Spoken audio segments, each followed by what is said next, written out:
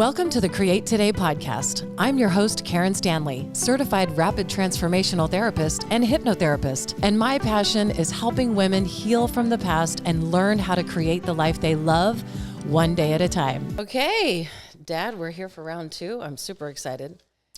So am I. Good. I'm interested in all the new questions you have for me. I know. Get comfortable on this really cute On but the couch. uncomfortable couch. It's really not the the Johnny most Carson comfortable. couch, almost. Well, is it? Was his green? No, I don't know. I don't remember. It just came to my mind. Because we're doing a show. We're doing a talk show right now. Doing a talk show here. It's so cool.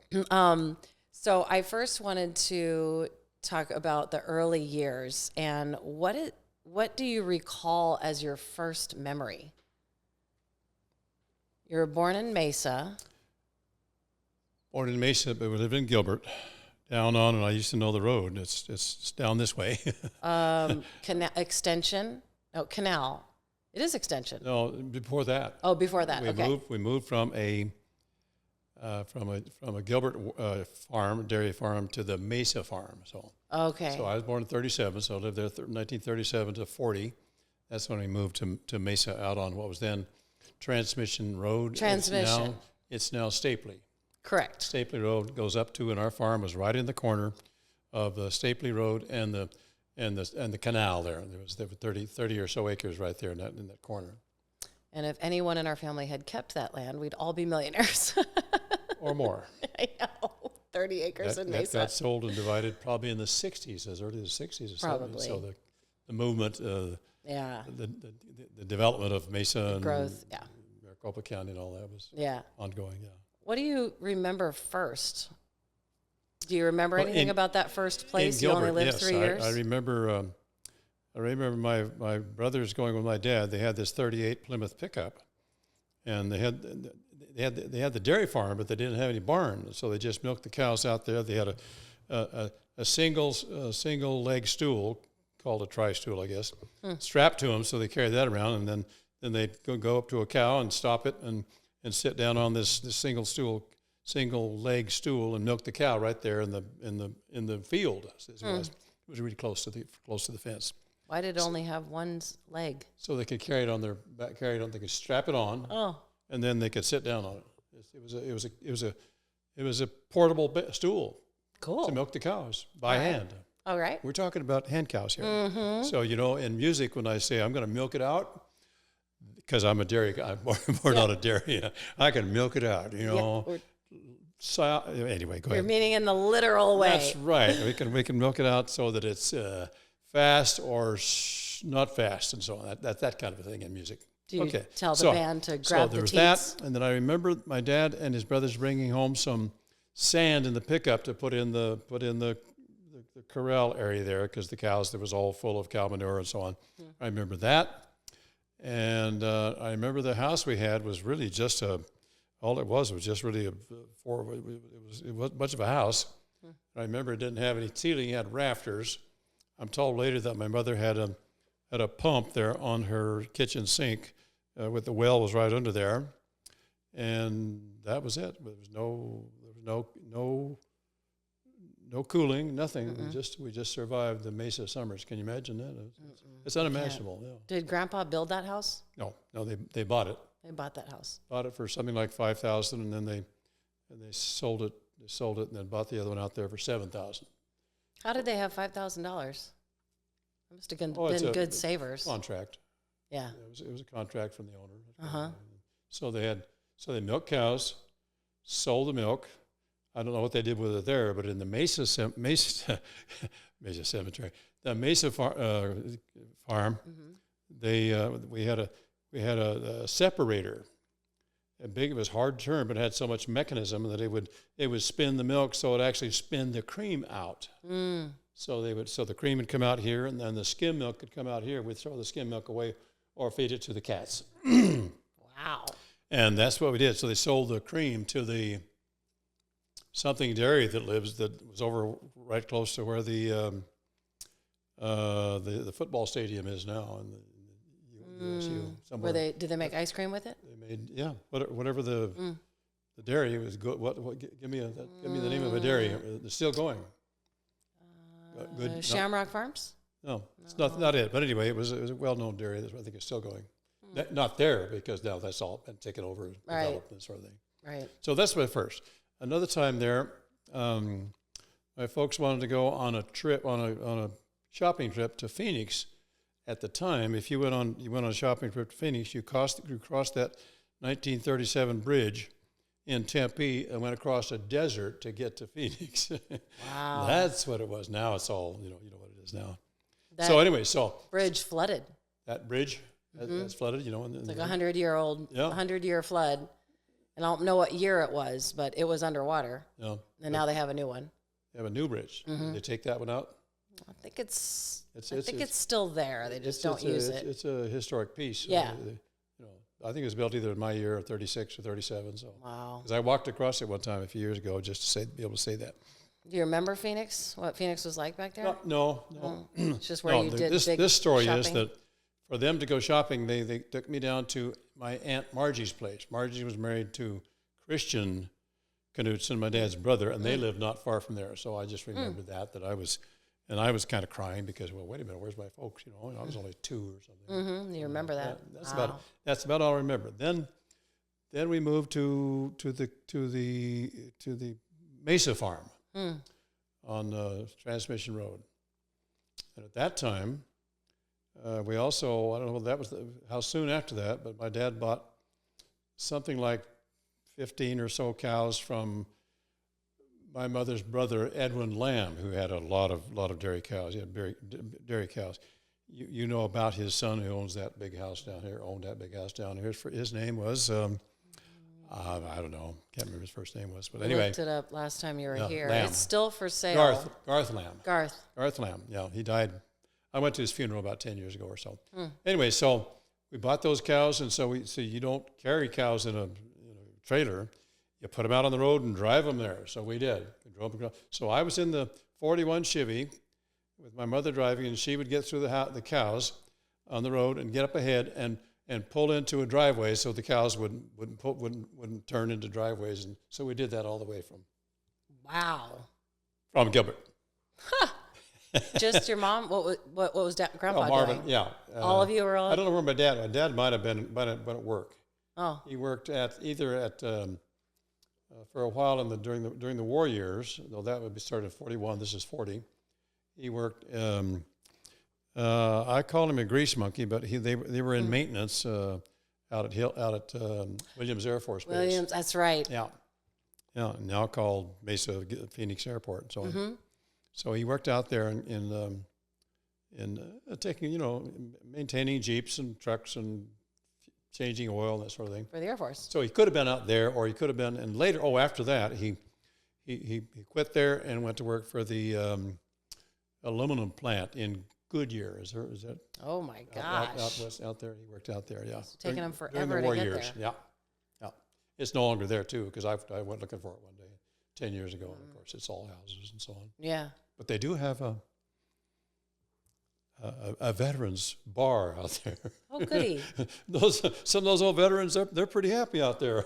Oh my gosh. Being retired, but anyway, bless them, bless us all of us veterans. Yeah. Yes. So anyway, that's it.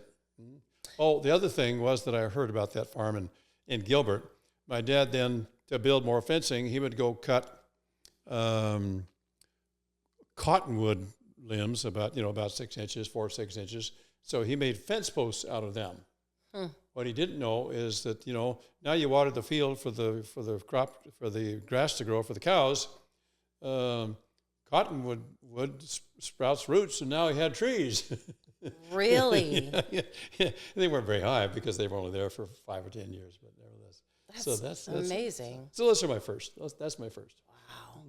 So did you have to do a lot with the cows? I mean, were you heavily involved with the dairy business, or? The family, it was a family business by my dad and so on. However, during the war we had cows, and he also had a job. So he had the job at Goodyear, and he had a job out here at Williams Field. But the cows, you get up in the morning and you milk the cows, then you go to work, milk the cows. No, in Mesa we had that was probably one of the first compressor cow milkers. We'd put them up to their teats. You have to say TEAT now in our day. It was a little bit different in those days. Why? The E was missing in those days. No, it was a T. Anyway, so we had the cow milkers in those days. But you still have to do all that, and you have to clean it and so on. But then that was a family thing. My mother would help. She's milked cows for all her life. Yeah. She grew up milking cows. She grew up with her dad. She was more comfortable with her dad on the farm than she was with her mother in the house, and her mother was happy because her mother didn't want anybody messing up her house.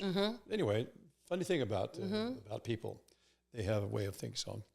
So that's what happened then, and so that's what we did up there. And then somewhere along the line, I guess when my dad got, was it when we didn't sell the cows until we moved away, and we sold them back to Edwin Lamb, my mother's brother, in '47 when we moved to Farmington, New Mexico. Okay, so that's how we got to the farm. And I have one picture of that barn. It had a barn up there, and of course, you had a barn with the compressor hoses and the pipe and that sort of thing to milk the cows. And then we'd take it in there, the little hut, and it was the same little hut, the milk house, my dad called it, where later on in his dad died in 1945, but then before we moved out of there, then we had him. My dad had him living in that little house where we had the compressor, had the separator and so on. So that was his place when he was his last year or two in life. His wife had already died. She died in early of 1945, and he died in late 1945. So he lived there for a while. They passed him around from brother to brother. He lived with my dad Warren and family, and with Morley and family, and then with Christian and family, who's now in Farmington. So Christian moved to Farmington first. He moved to Farmington. Did Uncle Morley ever move to Farmington, or he stay here? Yeah, he did too. We'll get to that. Okay, all right. Let's finish Mesa. Jumping ahead. But you can't miss me getting to Farmington. Yeah, I know. Yeah. It's so cool. All right. What did you do with all the milk? You just sold it to a dairy? Yeah. Remember I said we separated it and sold the cream. This whole time. So all the time. That's it. We didn't sell the milk. We sold the cream. And boy, I wish there's that company that had that bought the milk. That's still a company. I just can't remember the name. Yeah. But anyway, and we put it in 20-gallon cans, and we'd lug it out to the road, and a truck would come along and pick it up. So heavy. And that day, the day and age, you would have a mechanical picking up. But anyway, I know. So did that amazing. Must have been once a day. For 2 milkings, once in the morning, once in the night. I don't know whether we put it out at night or put it out in the morning, but anyway, the truck came by and picked it up, took it to the. Even when it was 115 degrees, Yep. It didn't matter. Yep. No, you never refrigerated. Nothing. Here we are. Huh. And you didn't pasteurize. Nobody pasteurized it. All you did was separate it and then sell it. No, it was strictly a commodity. Strictly a price, a sale thing, business. We sold the cream. That's so cool. They went to whatever the name of that was. They made butter out of it and whatever. Yeah. And sold it. So what was the reason or the inclination to go to Farmington first? Who is it? Because Christian went first? How did Farmington even come up? My dad. He sold the cows, quit the dairy, sold the cows, quit the dairy, probably in the 40s, middle 40s, 43, 44, bought a blacksmith shop with his brother Morley, who lived right downtown off of Main Street and so on, and the blacksmith shop is down there too. I used to come in over the years and I could see at least the outline of the shop because the concrete outline was still there, foundation was still there. Really? But then, Mesa and Gilbert have just burgeoned over it's been 60, 80 years, you see, so yes. Nothing is the same. Very, very little is the same. The oldest temple is the same. It's the same. Anyway, so they went into business as blacksmith. They hired a welding guy to come and teach them. Huh. So he would teach them how to weld then and this went on for about, I think 30 days or 60 or something. And finally he said, hey, you guys don't need me anymore. And so he left, and that was it. They were now on their own, and they had a blacksmith. And they in those days, the blacksmith was a single shop by itself. In our day, blacksmith machines are available. You take them with you to the yard and to the wherever. Now you had to take your stuff down to get the welding done, because blacksmith machines were not you can buy them at the hardware store. What did they mostly work on? What did they? Well, they worked on farm equipment mostly. Oh, okay. Farm equipment, machines, tools, machines. Whatever it is you hook up to a tractor and cultivate the farm. That was kind of thing. Did they make them or mostly just fix? They'd make them. They had angle iron, and they started cutting and doing, and then they put a whatever onto it, and then weld this onto it. Pretty soon they had a cultivator, or pretty soon they had a trailer. So they did. But now, to get back to your story, in this, they decided that they would, both families would take a vacation then in 1947. They had gone on now for 2-3 years, and so they. Well, let me go back. While they were there, they had welded themselves a money box and put a lock on it. So because it was all cash in those days, I guess, or maybe it was checks. And so when they'd go at night, they put a lock on it. But they came in one morning, and the guy had taken the bolt cutters and cut the lock and stole the money. So what they did is they figured out, okay, when we go home at night now, let's take this box, and we can. I don't know whether they put the lock on it then, but then they would put it somewhere on the benches or under something in the building, and a guy coming in would never find it. There's no way. He's not going to spend the whole night searching for things. But in the office, he could find it. So they didn't get robbed anymore. Did they ever find out who did it? No. They figured. Well, they figured it's probably their next door neighbor there, but there's no way to know. No way to prove it. Because when you talk to somebody, you can tell whether they're lying or not. They're nice face or nice personality or not. But no, they don't know. So in 1947, all right, they both had Chevys. My dad just cars. My dad also had that little pickup too, that 38 Plymouth pickup. But so they built a trailer. They built a trailer to pull to go on a vacation. Last I saw that trailer in Tucson about 10 or 20 years ago, because one of Marley's boys had it in his backyard. So wow. I saw it over there. Whether it's still there or not, I don't know. Anyway, so they built this nice little trailer, two-wheel trailer to pull behind our 41 Chevy, and then we went for 2 weeks, and then we came back, and then they went for 2 weeks. I guess they went to Yellowstone too. I don't really know that, but then they pulled the trailer with his 39 Chevy. Wow. So these are all 6-cylinder engines and so on. So that's what we did. You went to Yellowstone? Yeah, to Yellowstone. What do you remember on the way about up, it? 1947, and on the way up, we got to Salt Lake City on the 24th of July. Oh. Now that's the 100th anniversary of the Pioneers. Oh my gosh. And they had a big celebration. Was that planned? Or did you? I don't think so. You just happened to be there at the 100th anniversary. They might have. But they might have known. I never heard them talk about it, but they might have. Wow. But now when in my dad's journal, my dad's story, he said, well, we got into Salt Lake City, and there's this big pioneer parade, and I didn't want to go there with all that traffic. Can you imagine? Oh my gosh. By comparison, all that. So we went around it. There were like 100 people there.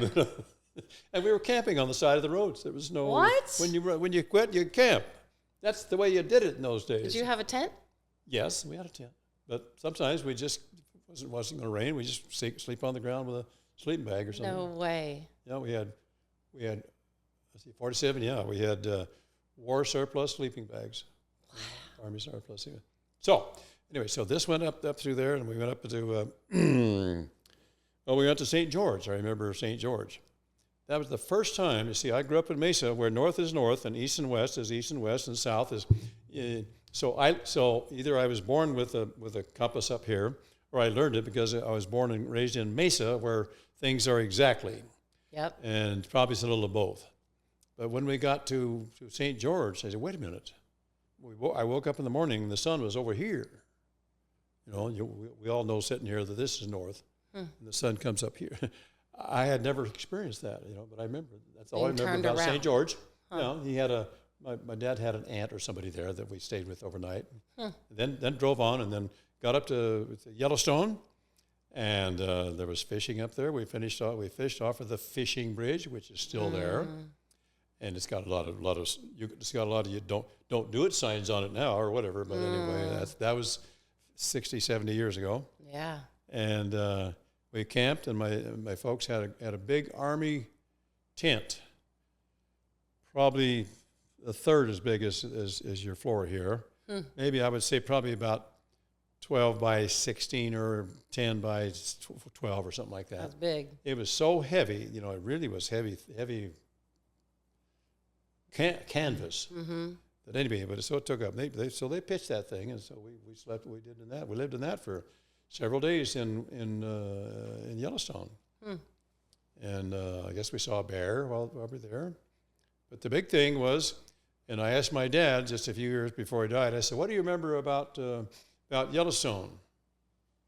Well, I remember when you went out in the lake with a guy in a boat and darn near drowned. I said, "You got it." I didn't darn near drown, but here's the story. There was it was a campground, and I even looked up that campground. You might have been there when we were there with Bruce's group 20 or so years ago. I don't know if the campground is still there or not, but I saw it on the map in the building. But anyway, there was some people next to somewhere in the campground that had a boat with a motor on it, and they had a teenage boy. And I'm down there, and he says, "I'm going to go out to that island out there." Now then I found out the name of that island. I think it's Stevenson Island, as I recall. And it's probably out about a mile or something like that. So you want to ride out? Sure. Why not? I turned 10 on that trip, 1947, September 19th, somewhere. So I got in the boat. We went out there, and as he pulled up to the beach of that thing, the rudder got in the sand and stopped. No. So now there's no way you could pull it to start it. So okay, fine. So we started rowing back. He would try to start the motor occasionally, and it wouldn't go. And then here comes the wind. Uh-oh. Now my folks were a little bit concerned. Well, where's Benny? So Did they see you? Well, they couldn't see the boat by then. Well, they had the mirror. They had the telescope on the beach. You put in the nickel or something or penny, and you can see out there and all that. So, yep, there he is. And they're rowing the boat. Now the waves, as I recall, they're probably about 3 feet high. But then I was 10 years old, and I don't know whether they were that high or not. But it was rocking quite a bit, and so I was in the front of the boat, so that held the front down while he rowed and so on. And so we can see him out there. Yeah, there's our son. He's gonna drown, whatever. But I'm here. I didn't drown. Do you remember being scared? You remember much? I guess so. I guess it was. I guess it was a little scary because the water was whipping up kind of a little bit over the boat or up against us. But that was a big thing. Oh, wow. So now we left there and drove down, and he's going to go stop and visit his brother Christian and Margie in Farmington. And while there, they said, "Aha, this is a good place to live." And so they got I guess they got a realtor and drove around. And they found this farm, this 35-acre fruit farm with the old brick house. At that time, they would be about 75 years old, 1890, something like that, built by some Swiss pioneers of some sort, we were told. Wow. So they made a down payment on it, and we came back to Mesa, and they put the farm up for sale here, and it was sold, and it was by my birthday, and it was also, we had Thanksgiving, I guess, on the road, getting moved up there. So we moved in the fall of 1947 to Farmington. What made Farmington so desirable? The farm was just, my folks, I say those kind of people from that era. It wasn't dairy farm. Now it was fruit and vegetables and garden and all that stuff. Alfalfa. That's what they wanted. So you could have a few cows because we had a lot of alfalfa, and there was a tractor that went with it, an old Alice Chalmers tractor. I've seen it. I see it when I go to the county fairs, and they have vintage iron, means old tractors and old farm equipment. So there's my tractor. I've got pictures of me up on that tractor. So anyway, so the reason that was, and the other thing was two parts. One, my dad had red hair, so he had light skin, and he was just flat tired of pitching hay and all that, because we didn't have balers in those days. Hay balers. We had to go pitch the hay up on the trailer and then go pitch it off the hay back in the barn. Except my dad had, in those days, they had a kind of a web of rope you'd put down on the trailer first. It had rings on the sides. So when you fill the trailer up with hay, then drive it up to the barn, and then he had cable or rope that would go up to the other side of the trailer, hook onto the rings, and then he'd pull it with the tractor, and that would unload the whole. That would tip off all of that whole load of hay all at once. So Wow. and he was kind of smart. The young men in the church, in the ward, called MIA, Mutual Improvement Association in those days. They always like in the fall they would have a hay ride. Get the girls and the boys on this thing. Oh yeah. Pull it with a pickup or a tractor. I guess they pulled it with a tractor in those days. So they knew my dad had the 4-wheeler with the tongue on it. So they would borrow that from him for their hay ride. But he always left the last load of hay on. So he said, "Sure, you can borrow it. You just have to unload the hay." Brilliant. Free help. So, all right. So that was that. So we're in our dairy, and we must have had, I don't know, 20, 30 cows, 20, 25 cows, something like that. And I did quite a bit of milking by that time. I was good at milking cows by hand.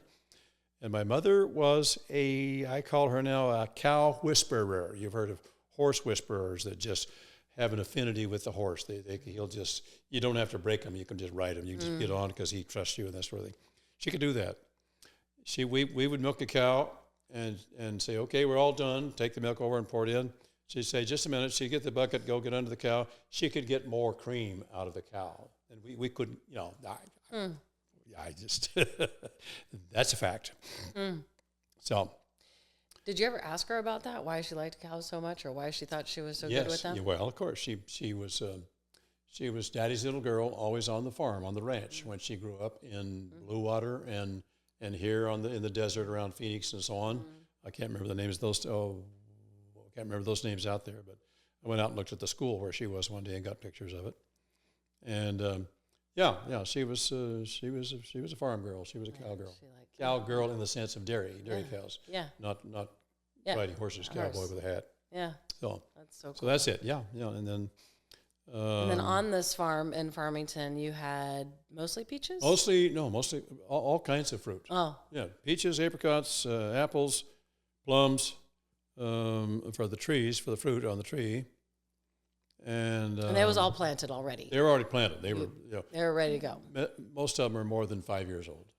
Some of them probably even 10 or 20. I remember the cherry. Oh, we had cherry trees. Cherry trees were big in that time, and so we had all that stuff. Yeah. And my dad, somehow they thought they were going to make a living out of all of that, and they pretty soon found out that you can't do that. Not the way we did it in those days. You can't do it. People got fruit trees in their backyard, and they're not going to come out and buy from you. But we'll get to the truckers coming by in a minute here. Remind me of that. But anyway, so we the whole thing there was we had a lot of food. There was no food, but not a lot of money. So my dad then he went and got a job. So he got a job painting houses with Marley, and he got a job also.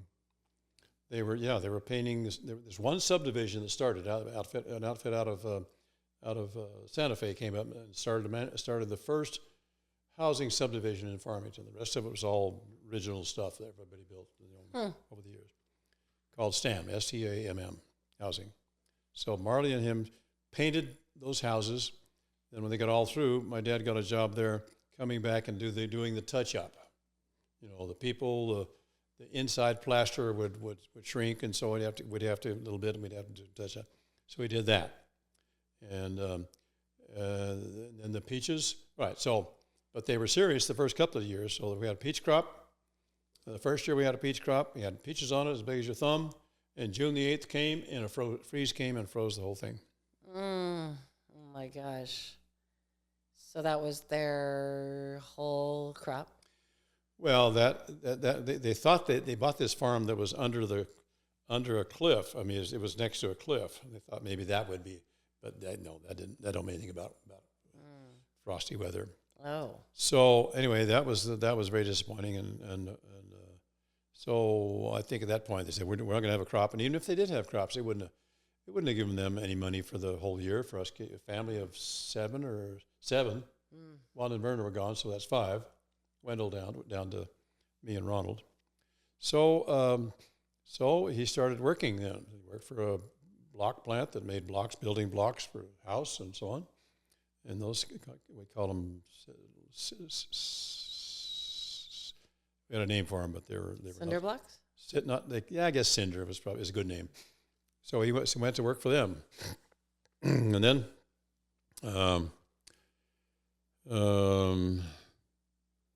then he would quip that always, let's see, how do you say that? Always have to have a job to keep the farm running. Wow. And do you remember them talking about when the peaches frozen? Do you remember them? It was scriptural.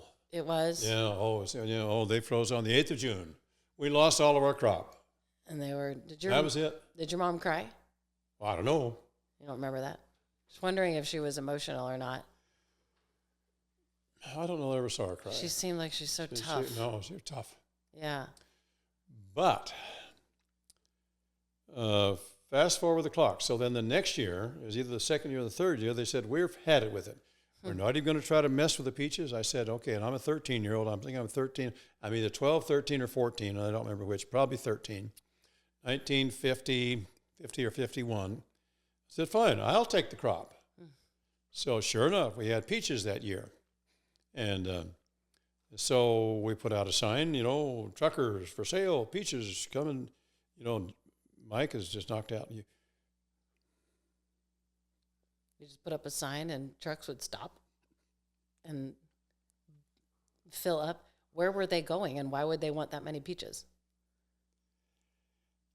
That was individual guys, individual entrepreneurs that had a truck. And then they would just go they sell buy them. a load of peaches, then go to Mesa and set up side of the road and sell them. Wow. Yes, that's what they did. Wow. So anyway, so we get a trucker. How much you give us for a bushel of peaches? Do you happen to remember the round baskets that were made out of wood? Totally. Very thin wood, two handles on the side, and you could put it over the top. So I hired the boys, the kids in the neighborhood down the road. We're talking about 100, 200 yards down the road. To come and pick the peaches for 25 cents a bushel. I paid them 25 cents a bushel. Where'd you get the money? Well, from the trucker. So you had already, but you must have I don't know. picked them all first to get some kind of money. I probably told him I'll pay after I get his money. Yeah. Wow. I'm entrepreneur too. That's right. Sometimes. That's awesome. So I paid them 25 cents a bushel, and we've loaded out a truck, and off you drove. Buck and a half a bushel. Gosh. It might even been $1.25 a bushel. Wow. Well, anyway, so we probably got $125 or something. Whoa. So now remember that 125. 120, so that was 100 bushels of peaches. Roughly around something that? like that. Yeah. And one person took all of them? The trucker, yeah, he had a big truck with stakes. It's a big, wow. Big Ford truck. They weren't too big in those days, but he had a big truck with duals on the back. And yeah. It was a truck. It was a 3-ton truck or whatever they call them. Wow. Yeah, and he bought the whole thing because that's what he does. That's how he made some money. That's amazing. Go up there, buy some peaches, and go down here and sell them. That's incredible. That's it. And he sold that did that. So all right. So I didn't take the money. I left it for my folks. Mm-hmm. And this is where I get too emotional about this. So bear with me as I tell you this story because it's hard to tell. Okay. So I didn't care. The family needs the money. Take it. So. Do you remember them asking for it, or did you just know that they needed it? They didn't ask me for it. Huh. Now, if I'd asked for it, I'd remember that part, but I didn't know. I didn't. Wow. It was, That's so cool. It's so cool that you gave it to him.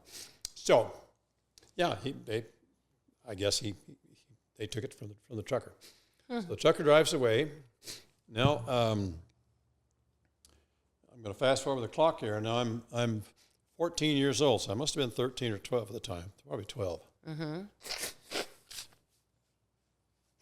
And now we go back to junior high. Now I have been interested in music from my very beginning years. From age 8, my dad had this this button accordion called Melodian. I found out what it's called in Germany when we were there 10 years ago.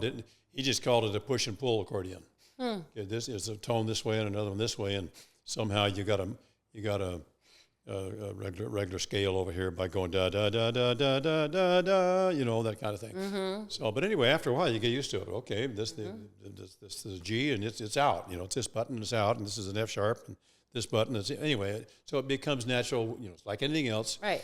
You practice at it, and you get it. So I was playing a few tunes, and one of my first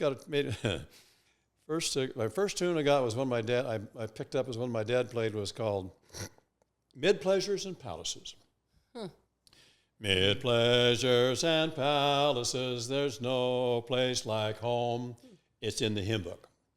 Wow. Now, my dad played it, then I picked it up, and I'm playing it. My mother says, there's something wrong with what you're doing. She didn't know. She didn't know music from a railroad track.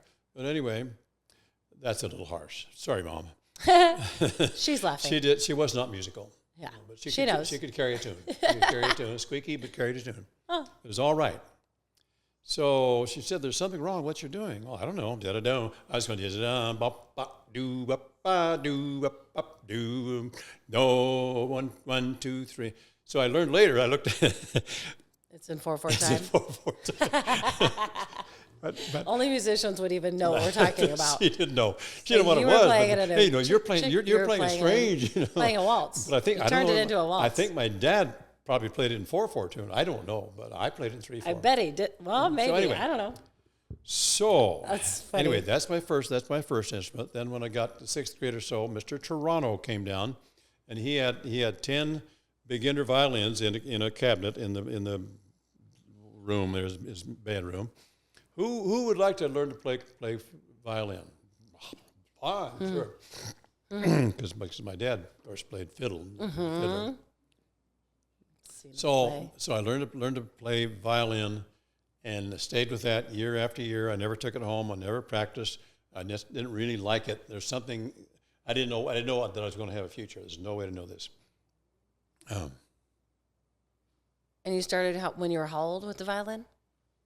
Oh, sixth grade, I think. 6th grade. 6th or 7th grade. 13. And I played that all the way through until the 10th grade in high school. Okay. I didn't want to play in the 10th grade, but the conductor came to me, and I think by this time I was taking saxophone lessons, and I'm going to retail back to saxophone now. We are going to get back there. So I already had to play. I had to play for him. Hey. It's okay, Mom.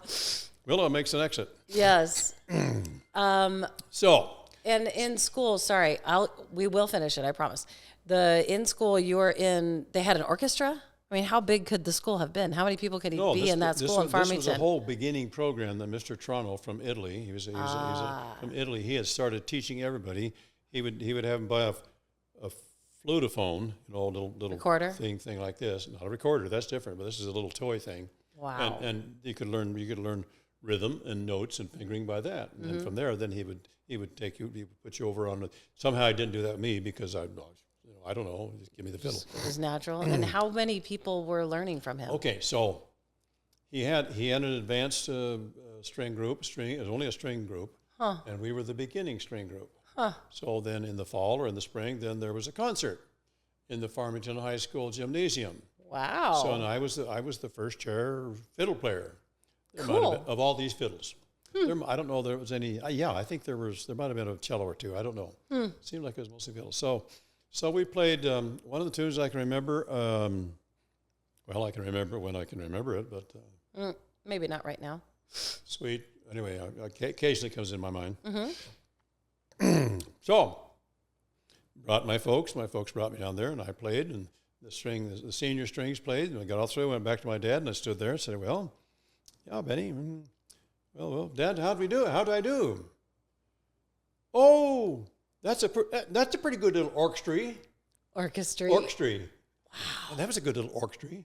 Oh, funny. But I had to squeeze it out of him. Squeeze a compliment, like pretty good little orchestra. Yeah.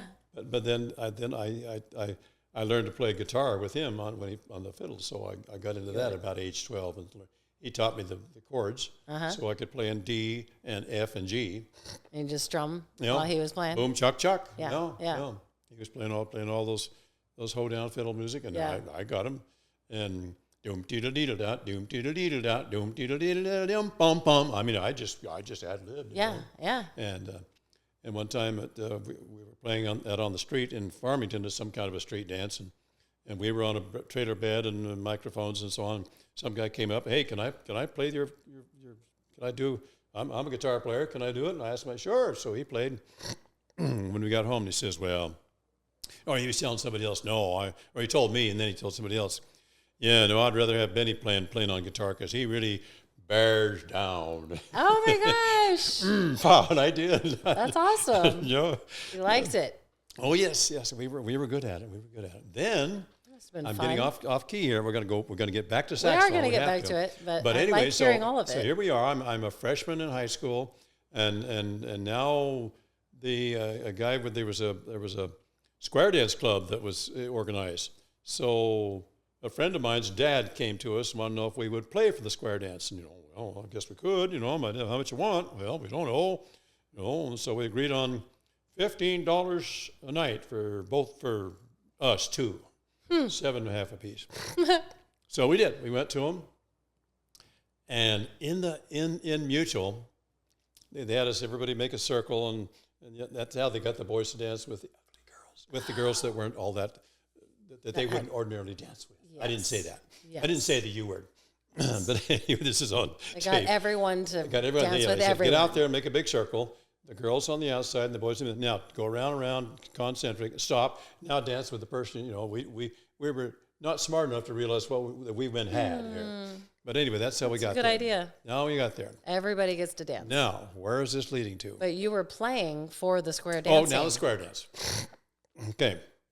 So, but anyway, out of the MIA, there was a tune called "Oh Johnny Oh." Da da da da da da da da da da da da da da. Turn and you go around in a whatever. Oh Johnny Oh. So that's the first thing they asked for. My dad had never heard it. This is our first gig, and we are now professionals. I said, well, I know the tune, and so give me the fiddle, you take the guitar, and I screeched it out. Really? I figured it out, played it. Wasn't very good, but I played it. Wow. And he knew a couple chords on the guitar because he had taught you. And the one lady in that was she owned she ran the restaurant up on the airport. We had a little Farmington Airport. She ran the restaurant up there, Mile High Airport or what it was. Anyway, so we had a nice new 51 Studebaker pickup, and we often left the tailgate down. And I'm going down through Farmington one time, and I stopped at somewhere, and she slammed into me in the back. And so I made a dent. She paid for it and all that. And she was we'd joke about it. And so whenever she'd see me, she would say, "Yes, here's Benny. Here's this little boy I ran onto once." I ran out to him once down on Main Street. Ran into. My dad actually fixed it himself because he was a welder. Yeah. Okay, now to get back to violin playing. So I played violin then through there, and never had any. And I was always sad or something. I was disappointed that I didn't get in the band, but I didn't have the opportunity. It somehow never came up. We didn't have any money to buy a trombone or a saxophone or any of that thing. And why do you think it was so appealing? Why was band in your mind, quote unquote, better? Well, probably because we saw them at trumpet players and horn players. You just really liked that sound. And let's see, the Navy band had come to Farmington High School. That's why. And I heard flutes for the first time. Oh. You remember what they played? Da da da da dum dum dum. Da I'm not getting the tonality here. Amazing. I never dreamed that I would get to flute. Anyway, so I keep getting distracted, but there's so much to this thing called Benny's life, as you're finding out. There's no such thing as distraction. So how about that, descendants? Are you having fun with this? Good. I hope you are too. Yes, you'll have to kind of teary-eyed with me and so on. So anyway, so now I'm just now in violin playing in the high school orchestra, freshman, sophomore year. I did not want to be there, but Mr. Chrisman, he twisted my arm. No, we need you in the, and so we played the da da da da da da for the graduation thing and all that kind of stuff. So the summer of now we had sold the fruit farm, traded it for a big farm, a big hay farm, and in Aztec down the river, about 10 or 15 miles on that side of the river, and 165 acres. And my folks, wow, we're going to have.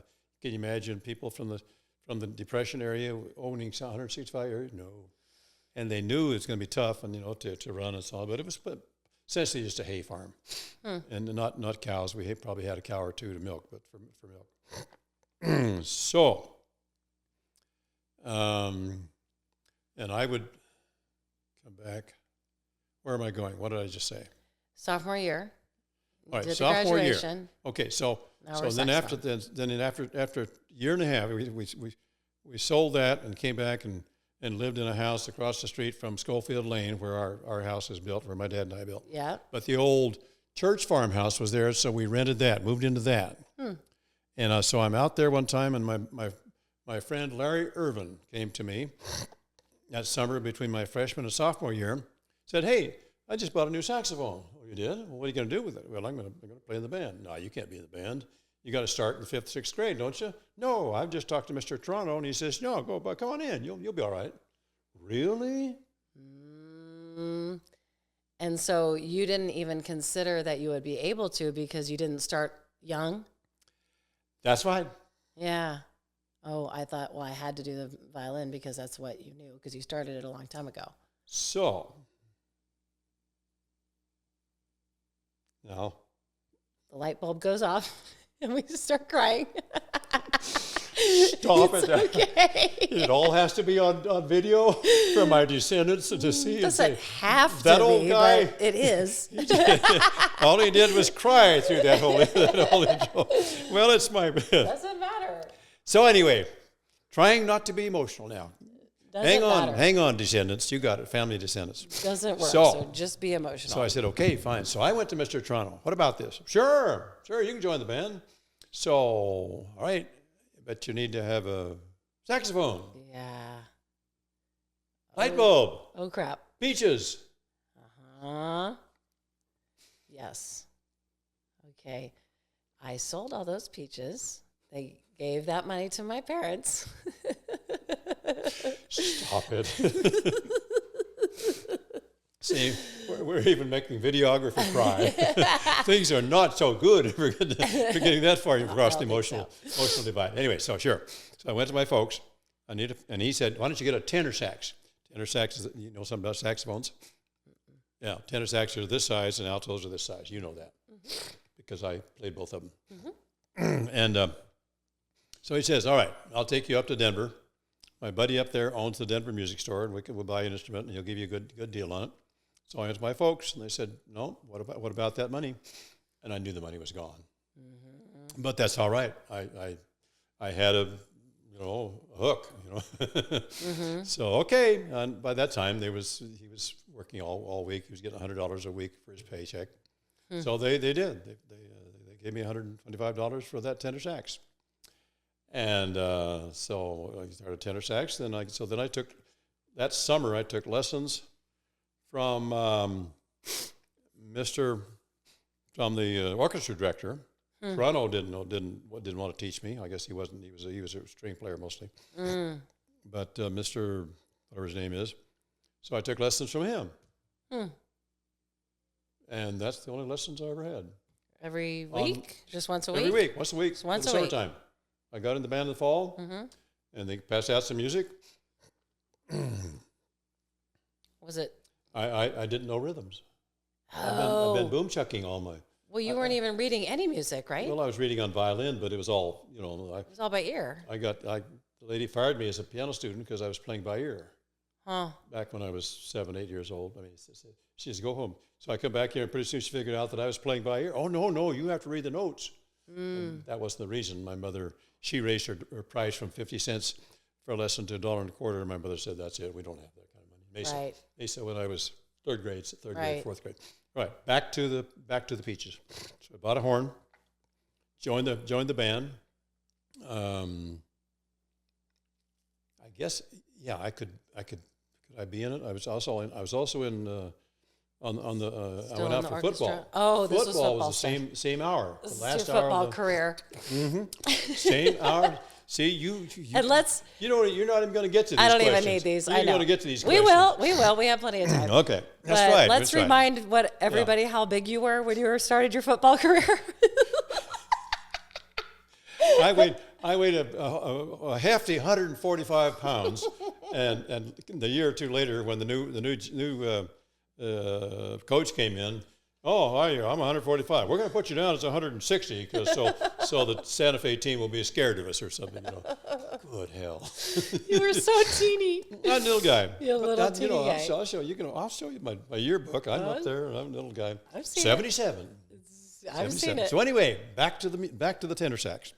So I bought that nice, beautiful new Martin tenor sax, just gleam, wonderful thing. So I got in the band. I couldn't play until November when the football season was over. Oh, got it. I suppose I practiced a little bit. I don't know. And why did you do that? You didn't even like football. Why did you even make that decision? Why did you just go to the band? Because you can impress the girls. It's always the girls. Oh, nobody's going to say that, are they? Always the girls. I'm not going to say that, no. I said that once to one of the girls that didn't get a date, in high school. Oh, so that's why you guys. Well, there you go. That makes sense. Anyway, it was. Okay. And Marvin and Wendell had played football. Okay. So I had both of those, things. Reasons. So football was over, and now I'm not going to. They use the same people to play freshman basketball. I don't want to do that. Nah, they don't. They only use 5 people or 10 anyway. So no, don't know. I'm going back to band. First day in band. Okay, I sit down, my brand new horn. I put the music out there, and I need to raise the stand because it's not low enough, and it wouldn't come up. It was stuck. Probably been there for 20 years. Mm-hmm. So I put the horn down and gave it a big old jump, came up and hit me in the nose, gave me a bloody nose, and so I got a bloody nose the first day in band. I never got a scratch in all the 3 years of playing football. There's a story for you. Right. I've told it all. Yeah. So, and then I found out that I really didn't know rhythm. Here it is. Yeah, I have an idea where it's going, but I didn't know there was 2 and 4 and or something or 16th notes. 8th notes. But you learn real fast. Yeah. And then, as I got going playing, there was a guy there who I think was a senior or he'd already graduated, and he'd married, but he asked me to come and play in his dance band that he's preparing, that he's going. So I did. I went to his house and we practiced a while, and I played the parts that he had there because he thought he was an arranger. He would write the parts, and they were sort of good. But he would write, his phrases would be 7 bars instead of 8, which the drummer finally caught. Wait a minute, you guys, you're causing these people out here on the floor to dancing to stop and get on the foot of the foot or something. He would say. Yeah, it has to be even But numbers. he got a couple of gigs. We went to Durango to the Veterans Hall, the American Legion Hall, played a couple of dances up there. Wow. How long was your set? Was it like a 2-hour set? I guess it was it's a lot of music. It was a lot of music. It was probably How did you 3 hour learn dance. it that fast? And I don't know that he had that much music, but we probably just kept playing it over and over again. Oh my gosh. They probably didn't hire us back very often at all. I think I played for maybe 2 nights at the American Legion Hall in Durango, Colorado. And how far away was Durango? About 40, 50 miles. Oh, okay. It was an hour drive up through the whatever. So that was my first making money other than with my dad. We made that $15 on boom chuck guitar. So I made a little bit of money up there. I don't remember how much, if any. It might have been a gig, might have been a free gig. I don't remember. Right. So that's fun. How many people were in that dance band? it was probably 6 or 7. So probably 3 saxes and a trumpet. He was a trumpet player. He was trumpet. And he was a terrible trumpet player. But no way. He'd come in playing when he wanted to, you know, and I didn't know much about it, you know. Who am I? So anyway, so that was, I can't think of his name right now, but I think it's in my bio book. Mm-hmm. Incidentally, folks, look for my bio book. It's called Bringing Down the House by Benny Knudsen, and it's somewhere. Go find it. Okay, see a little time for a commercial. Plug. Little plug. You know, you can sell that on Amazon. They can print it. You can actually, so people could actually buy it. I don't want to do that. I'll get sued like Marvin. Sued for what? Sued for telling your story? For not being honest or something. I don't know. What did you lie about? Well, a tenor sax and 125. I don't know. So anyway, now where are we? So we're at the dance band. So your second paid gig. So now the next year I said, wait a minute. I can organize my own dance band. So by this time now I have an alto saxophone. I bought it somewhere. I don't remember where we bought it, but it was a Martin alto saxophone. Needed to be overhauled, so I went down to the music store and got him to send it back to St. Louis or somewhere. They took it all apart, resprayed it, and gave it all new pads and so on. I got it back, and I traded it.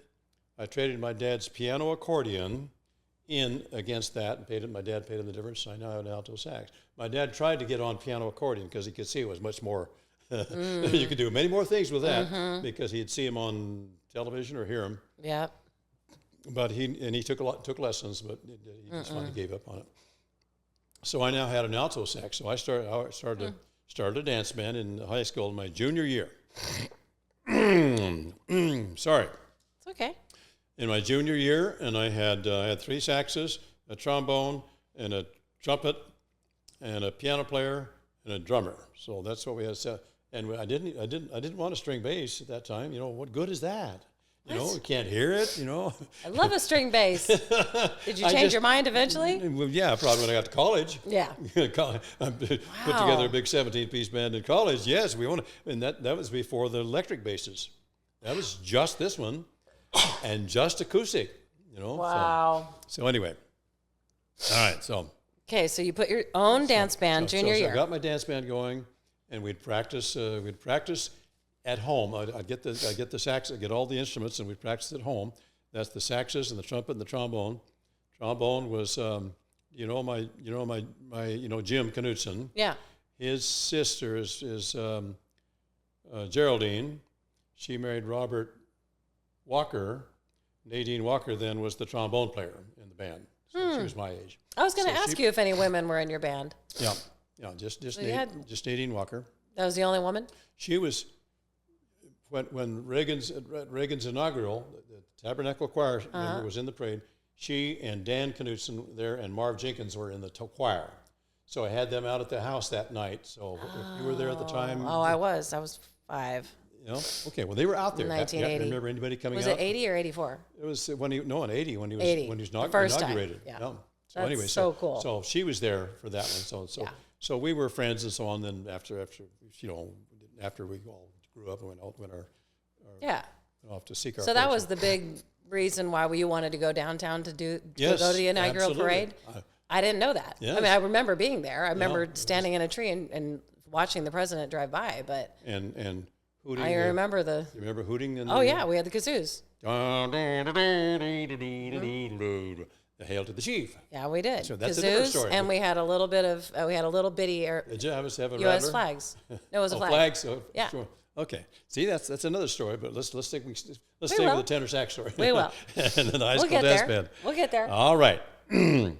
So yes, now I used to buy what they called stock arrangements. All these big bands of the 40s, 30s, and 40s now would publish their arrangements, and you'd buy them, and they were the size of that you and I would know as printed vocal music. They were that size. They weren't the big size now that for band music. It's big. A bit bigger. So I would buy stock arrangements from a music store in Albuquerque and send it to them. Wow. So I built my whole book, we call it, out of that. So I probably had, 30, 40, 50 tunes. And were you working? How did you get all this money? Did you have a job? I've got it from my folks. I don't know. Yeah, they must have paid for it. Yeah, You had a job. I was working after school at J.C. Penney. Oh, doing what? Well, I swept the floor and I stocked goods on the shelves and just cleaning they and wanted. organizing. I would come at 3, 4 o'clock in the afternoon and work for a couple hours, and I was just a part-time stock clerk, I call it. Yeah. Stock clerk. Okay, cool. Yep. Okay, so you have 40 tunes now. You've got a huge library. Now I started advertising. Everybody became. So I went to my ward and says, okay, we got a dance band and we want to play, and we want there was 5 of us, so I want $35. Okay, fine. So we were hired for $35. Everybody got $5. We have come to power. Arrived. This is a big time. So cool though. And fast forward the clock, when I played in Las Cruces in the 2000s or whatever, some of those gigs we didn't get much more than $50. Made more in the 40s. And we all said, well, but we have a place to play and we enjoy the playing, anyway, whatever. Yeah. Okay, so I did. So I played gigs and even got a job back up at the hall up in Durango. I even played a couple of gigs up there. Wow. Now, before that, okay, I'll get to that because when we get back, we'll get to my playing on the road between my freshman and sophomore year of college. Okay, let's say it with this. So I played that. Still was in football, and the second year in high school, or was it the last year? Well, I quit football in third year because I got tired of getting busted up on. I didn't mind getting busted up in a game, but getting busted up in practice on Monday, Tuesday, Wednesday. Stupid. No, that's a bunch of crap. You had all the girls that you could manage. I had to beat them off. Just take your time. It was exhausting. Just get in line. You're supposed to just do the questions. You're not supposed to enjoy my corny lifestyle. I can't help myself. You're my dad, really? Is it? Now let's see. I'm the daughter, and you're the. Okay. It's awesome. I love it. So anyway, I got this dance band going. I guess because I still went out for football. I did my junior year, the fall of my junior year, but I still had the dance band going because we were rehearsing at night. Huh. So I didn't have to be in the high school dance band. But then when same thing, when football was over, then I got into the concert band, and there I started clarinet because you can't play Glenn Miller music without doubling.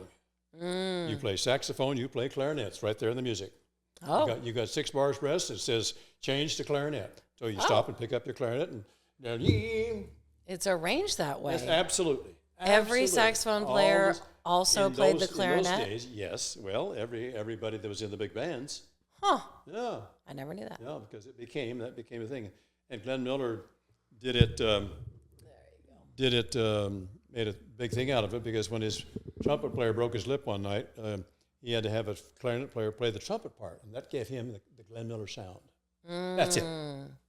So, and then all the others, it seemed like many of the other standard tunes that I bought from the 30s and 40s also had and it's fine, I'm a clarinet player now. I took lessons from my new band director. His name was Mr. Halleck. And he was a mentor. He was he was a part of, because I asked him one time, I said, if I want to do this music business seriously, do I have what it takes? And this is when you were a senior in high school?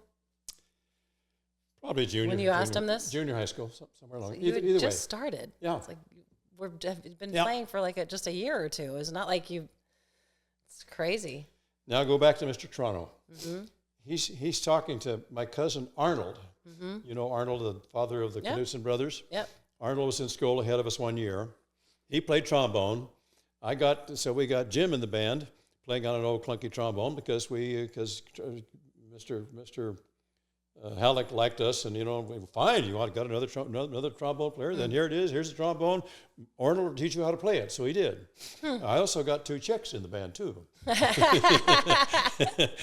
Hey, quit laughing over there.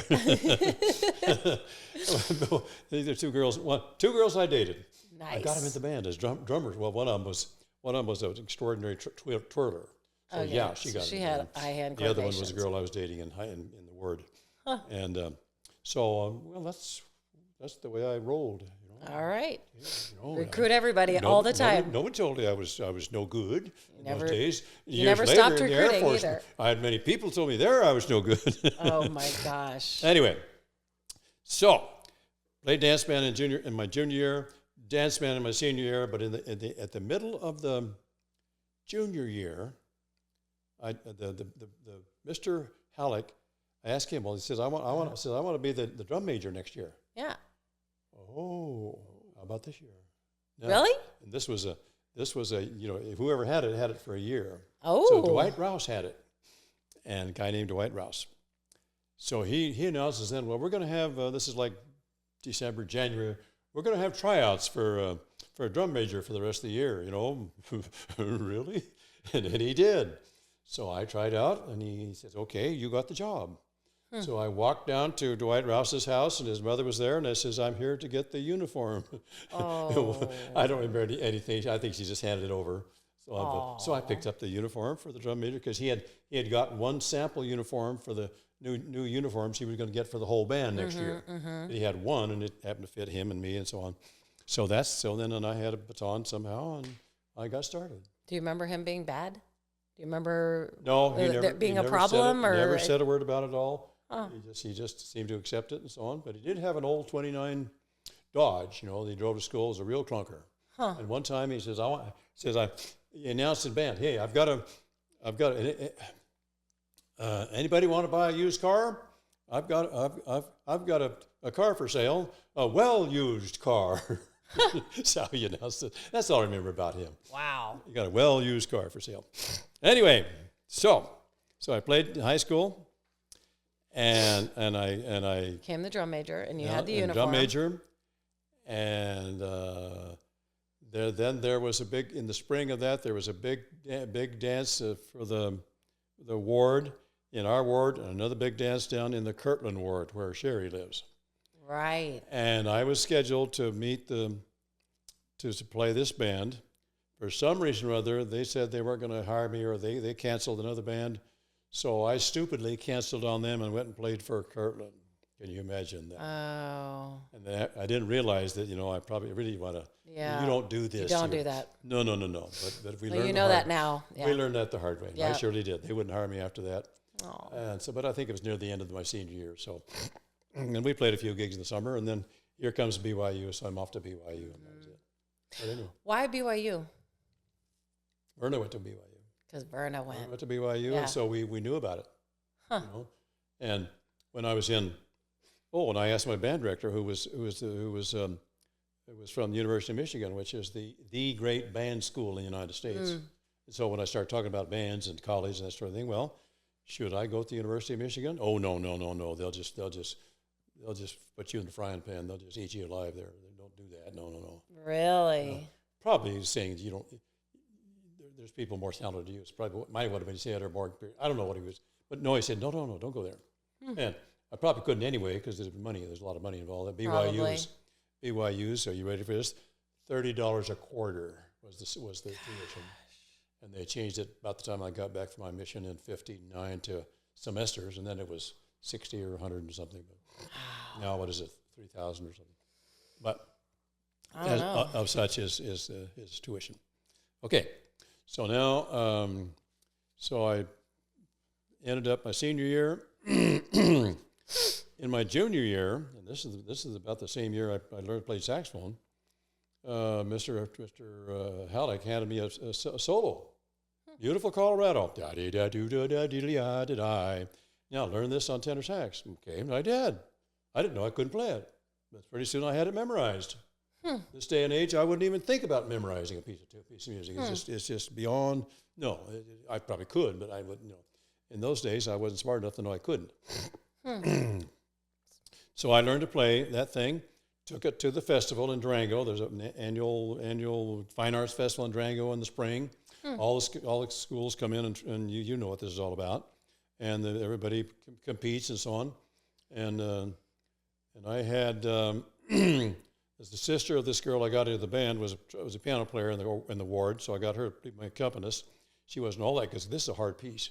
The piano part is really a hard piece. Oh.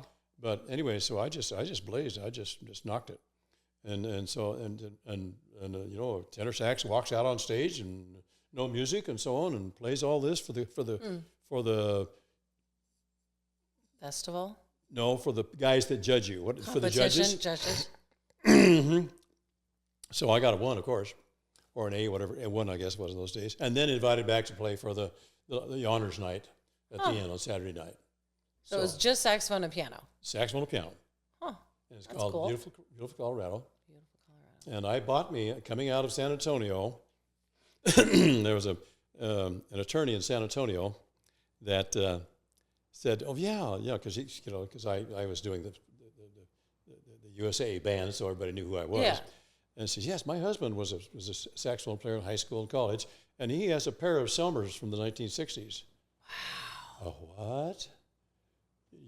You sound like you may even know what those are, what value those are. Yeah. They are 1960s Selmers. They have a name for them, but I forget what they are. And to still have them. So I said, "Well, is he ever think he might sell them?" "Well, I don't know. I'll ask him." So she did. She said, "No, he's not ready to sell them yet." So anyway, this is kind of early on. So years later now, we're leaving San Antonio to come to here. Come to where? To Las Cruces. So I went back to her. Says, "What do you think?" I'd be happy to buy saxophones if you'll sell them. So she said, "Sure enough, you sell them." So they had them appraised, and one was 4,000, another was 5 or 6. Now they're 14,000 or something. So crazy. At least that's what the guy tells me down at the music store. Yeah. So now, I don't know where I'm going with this, but now, so anyway, so now I still own these 2. And I had bought another alto sax, Selmer sax, and I gave that to Brian because he was going gangbusters. He was going gangbusters in the Las Cruces High School band. That's right. On lead. So now I have that pair. So I'm saying, wait a minute, I do this for the family. Why don't I pull out that tenor saxophone and do that Beautiful Colorado again? Mm-hmm. So I now have bought the tune. I called Pepper, J.W. Pepper. They had it. They sent it to me. So now I've got the music, and I wouldn't give it to your mother. That's way above her. So hard. No. So I'm gonna pull that horn out and see if that's something that I want to mess with. Because I think I've just startled everybody. Lots of times we have things at Marilyn's house, and there's a bunch of us, sometimes you're one of them and that sort of thing. So that's well, you should send it to me. I'm not that good either. I think maybe Julie is the best pianist in the fam. Oh. She's pretty good. I think she is. I'm told that she is. Yeah. Because when we sang at my retirement or something, when the quartet sang, I hired a pianist, and Julie, I think, said, "Well, I could have done that if you'd have given it to me ahead of time," something like that. Yeah. Okay, where are we now? Where are we in this? So I asked you about why BYU. Why did Verna choose BYU? I mean, why is it? I was just curious. I don't know. There's no reason. She went to BYU, and she found a husband that was tall, dark, and handsome. All right. That's the way we used to call them. Right. The girls called them those days. Oh, yeah. They still do. Found Bun. Bun. And then in her sophomore year. You didn't even apply to any other schools? No, You're just not like, even. Nope, going to BYU. Well, okay, so I'm now talking to my band director. What do you think about me going to University of Michigan? No, don't do that. And while I was but I had band directors from the New Mexico schools coming to me because I was a solo clarinet player. And of course, they all want to get people to come. They don't want to give you a full scholarship, but they want you to come anyway. Oh. So I really had, now, if you really want to come to our school, like University of New Mexico or New Mexico State, or the other one, it is some mountain, whatever it was, over somewhere out there on the eastern side. It was generally the thing, if you want to come to our college, then we'll work up a little scholarship for you. That's what it was. It wasn't we can make it so good for you, we can buy you a apartment, none of that. I mean, I'm being facetious. But so anyway, no, but But that idea would come back to me, though. No, would come back to me, that idea of going to a New Mexico school, because now I went, because I'm going to go straight ahead with this. First semester in college, I was the last clarinet player, I think, out of about 15 or 18 or something like that. Because, why? I only started 2 years ago. These other people have been playing it for 4 or 5 years in high school, other clarinet players. So they're better than I was. So I'm back there. Okay, fine, here I am in college band. You know, we used to say, I'm the little guy in the big pond, or the big guy in the little pond, or whatever it calls. Now, so Mr. he was Mr. at the time, brother. Sorry, clear my throat, but I can't have anything to say about it. So Brother Laycock was really a fine pianist, and a very, very gifted guy. He could play clarinet and cello and lots of things, trumpet. And so he said, "I've got too many people this first quarter in the band. I'm going to eliminate some of you, so you guys better practice." Oh. So I went home to practice a little bit. I don't think I did much, but came back, and so now we'd come in when they'd have registration in the Smith Field House. There's a big long step going down to the Smith Field House. Do you remember that step? Still there. It's like the steps on the temple in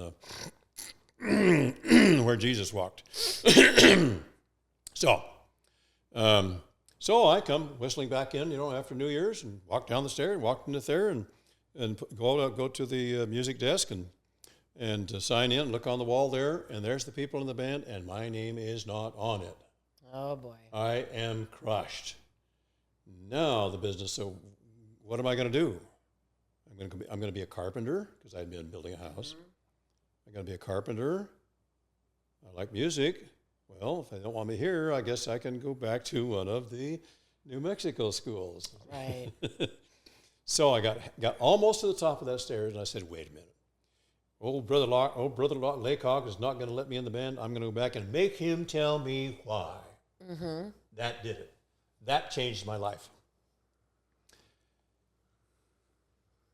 So I go back there. I said, Brother Laycock, I noticed that my name is not on the list up here. What? He pulls up his list. No, I said, well, that's the second time you've left your name off my name off your list. You left it off of the program, the concert program in November. Well, that's the list I used to make that one. Oh my gosh. And I was ready to commit musical suicide. Wow. Yeah. And he didn't actually cut anyone then? He Everybody might made have, it? but he didn't cut me. He No. left everybody who just performed. Because I was a nice kid, and I was a music major, and I was his private student. Wow. Yeah. That's cool. So that was it. So now I played for him for 2 years, and then went on a mission. And my first year in college, I played in a funny band. It was kind of a band that this trumpet player did, and he would get us us music students, to play in the band, but he never could get a gig, and he wasn't any good anyway. And we would practice in the basement of a Catholic church. And for us Mormons, what are we doing here? And he was a former Mormon, and so on. There's other not nice words for that from us.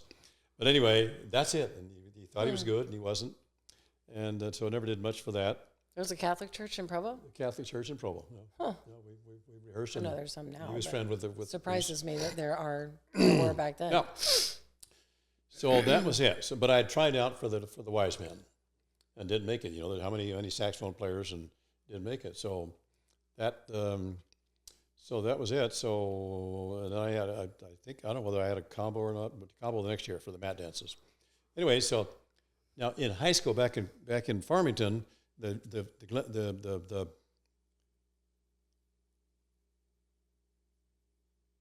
what's the name of that band I played in? Anyway, a road band came to town. I'll think of his name in a minute. Okay. Came to town, and I just oohed and hawed. This was a 10-piece band that just blew the ceiling off with 40s and 50s music. I said, I want to do that someday. So at the end of my freshman year, I sent him a letter. I'd even seen them play once more at Cortez. We drove up to Cortez and listened to a play, and I got it. So he knew who I was. I made the acquaintance. So just as I was about to leave school at the end of the year, in my freshman year, I wrote him a letter. I said, I'm ready. I'd like to play for your band if you got a place. Sure enough, he sends me the thing. He says, all right, yeah, you're hired, and you need to stay on for 6 months, and at minimum, and meet us at the Stone Ballroom in something Iowa, and I can remember it. Or something Lake, Iowa. It's the Stone Mountain Ballroom in Orange Lake, Iowa. So I got a ride with some people that were driving home out of college. And can you imagine, you're talking about a day or two, you're supposed to be there exactly, okay, we should be right there, and, shoulds, we grew up with shoulds in our life. So, yeah, and I got a ride with this girl that owned a little Rambler. And I'm sorry to say, she was not a well-looking girl. She was strange, and I don't need to say anything further. But anyway, so we changed drivers. So when I would drive, she would lean over on my shoulder, and I'm trying to. Oh, jeez. I didn't say much about that, but anyway, so sure enough, I got to Storm Lake, Iowa. That's it, the town, and I got off and then I hitchhiked me a ride out to the something ballroom, and met Vern Byers. There it is, Vern Byers. Vern Byers band out there, and okay, all right, here's a baritone sax, and here's your thing, and here's my tenor sax and clarinet. Set it up, and he said, before that, he said, you need to have a blue suit. Well, a year or two earlier, I had bought a blue suit in the Pennies when they were on sale. The pants didn't fit, but it was a blue suit. So I had a blue suit. So it had some extra space here. But I just soon cinched it up because I'm sitting on the stand with the coat on, and I had a blue suit. Yeah. He gave me a yellow tie like the rest of them, and so I was in. So and he was now downtown. How did he even know you could play? How would he have known? I mean, you didn't audition? For one. I came home from BYU for New Year's, and and another band that was booked by the same outfit out of Nebraska, the National Orchestra Service, was going to play the New Year's Eve gig. Mm-hmm. I remember his name; it's in the book. I can't remember it now, but he needed a replacement for that New Year's Eve gig, and so my name came up. So he must have got it. So my name must have been there, or somebody. He might have asked somebody here, I was known because I had the Benny Knudsen Orchestra for the last 2 years in the town, and it was on the radio. And okay, there's going to be a dance up at the flight line and somewhere. The Benny Knudsen Orchestra. So that's probably how that's how he got the name. But then, got it. So whether he got that from him or not, but it's probably because I told him this is what I do. And did you know all the songs? You just show up and play a gig? Showed up and read them. And I wasn't that much of a reader either. What the heck? When I first got on the band, the other saxophone player says, "Hey, pull up number 37." Because it's tough. It has a yom, bum, ba-dee-ba-dum, bum, on baritone sax, bum, ba-da-ba-dum, bum, ba-da-ba-dum. So it says, because he's going to check you out on that. And sure enough, he did. So I'm back there practicing these guys are off getting their drinks, and I'm practicing bum, bum. And I remember the tune, and I said it to Wendell's Chris, what's your name one time? He says, yeah, I remember that tune. So anyway, I managed to get by that first night to keep my job, and I went right on. And I just went on. I played the whole summer, and then unfortunately, all I had to do was tell him I don't want to be here anymore. I wasn't going to stay 6 months. He was not happy, of course. Yeah. Because I had agreed to it, but you're going back to school. Yeah. So you did that for a whole summer. So I all summer, and I you traveled. Remember how much you made? $55 a week rather. $55 a week. That was a lot of money. We had to buy our own food. We traveled. You may have seen pictures of that. Yep. It was an early RV hooked to the back of a Ford tractor truck of the day. It's an older version, not like our diesels of the day. But back in there, then it would hold us 10 people and the singer and him. Huh. Only one singer. One singer, and she was the wife of the solo sax player. Wow. Man, I wish we had video of that. Yeah. Sucks. And she had a stage name. I can't remember what these names are probably in my book and so on. But so we traveled from North Dakota to Texas. Huh. And I get down there in Texas, and we drive up to the Texas, to the Shepherd or whatever it was, Shepherd Air Force Base maybe. And we're going to go over to this building, and it says, non-commissioners officers mess. So I do know nothing about the military except they get killed. You see. Yeah. That was real. Not no joke. We were schooled not to join the Army by my mother and my aunt. I bet. Because you'll just get shot. Yeah. Anyway, so I said, well, what's a non-commissioned officer? See, here I am. I'm 19 years old. Have no idea what the military is. Yeah. And again, had no idea that someday I would be playing, and that would be just common stuff. So they told you what that was? Yeah. It's like you got officers and non-commissioned like sergeants. Oh, okay. I guess I probably do. You got captains and majors, and you got sergeants, and and whatever. And they had different mess halls. Yes. Because they didn't eat in the same places. Well, it was their club. It was NCO club. Okay. Non-commissioned officers club. Okay. Then there was an officers club too. Okay. Yeah, I remember the officers clubs. Yes. Yeah. Sorry. In your youth. So. Good. Anyway, so. Then. All right. Let's go on. Did that spark anything? Just seeing that officers club or the non-commissioned officers? Was that significant, or you just remember? Well, the significant thing was I was hungry because I was saving every dang dime I could get. Spelled DAM. Because I didn't want, because my folks were saying, yeah, you're not going to make any money. Yes, I will. I'll save some money. I'll show you. Oh, well, that's good. You And might have done that on purpose. When I got through, I had $500 saved. You were and I had lost weight too. Millionaire. Anyway. So you were hungry. So I was kind of hungry all the time because I was eating. Yeah. I was eating hot beef sandwiches. That's a slice of bread with a piece of hot beef on it. The slice of bread is raw. It's bread. Mm-hmm. There's a slice of like roast on it. Yeah. With gravy. Huh. That's what I was eating for lunch. I don't know about. And then sometimes we'd be fed by the people. Yeah. So. Did you go eat at this non-commissioned officers? No, not unless we were invited. You didn't go in. Oh yes. Did you go in? Oh yes. I almost got killed. Yeah, because I knew there's all this food they're eating, and and I didn't know much about this place, and I knew there was back in the kitchen there. So the first or the second break we had, I headed for the kitchen. I go back there, and I've got the refrigerator open, and here comes the chief that owns this place. What are you doing here? Oh, I'm hungry, or something. No, I told him, no, get out of here. So that was it. Dang, you didn't even get any food out of it. No. Get your. We're paying you guys. He did say all that, but I don't recall getting anything. He wouldn't by this time. He's going to be too irked, to do anything. I would have been too. Yeah. But hey, there's some free food back there. I'm going to back at myself. That's lame. They should have given you. They should have fed you. But then on another job with this band, it was in Missouri, and it was a lady that the band director knew, and so there was kind of a big thing, and so they had a roast, and they had fried chicken, a whole lot of fried chicken. So at the breaks, I would go out there with my napkin, and I put some fried chicken in a napkin, and saunter my way back into the RV thing, and so on, and I just stash it away. So I ate fried chicken for a couple 3 days before it spoiled. Wow. So it never spoiled. I ate it. Wow. I suppose somebody saw me do that, but nobody bothered. Probably didn't care that come much. On, the kids. Yeah, it was 19-year-old kid. I was just saving money. I was hungry to eat, and I did. Yeah. But I was saving money. You didn't want to spend your money on food.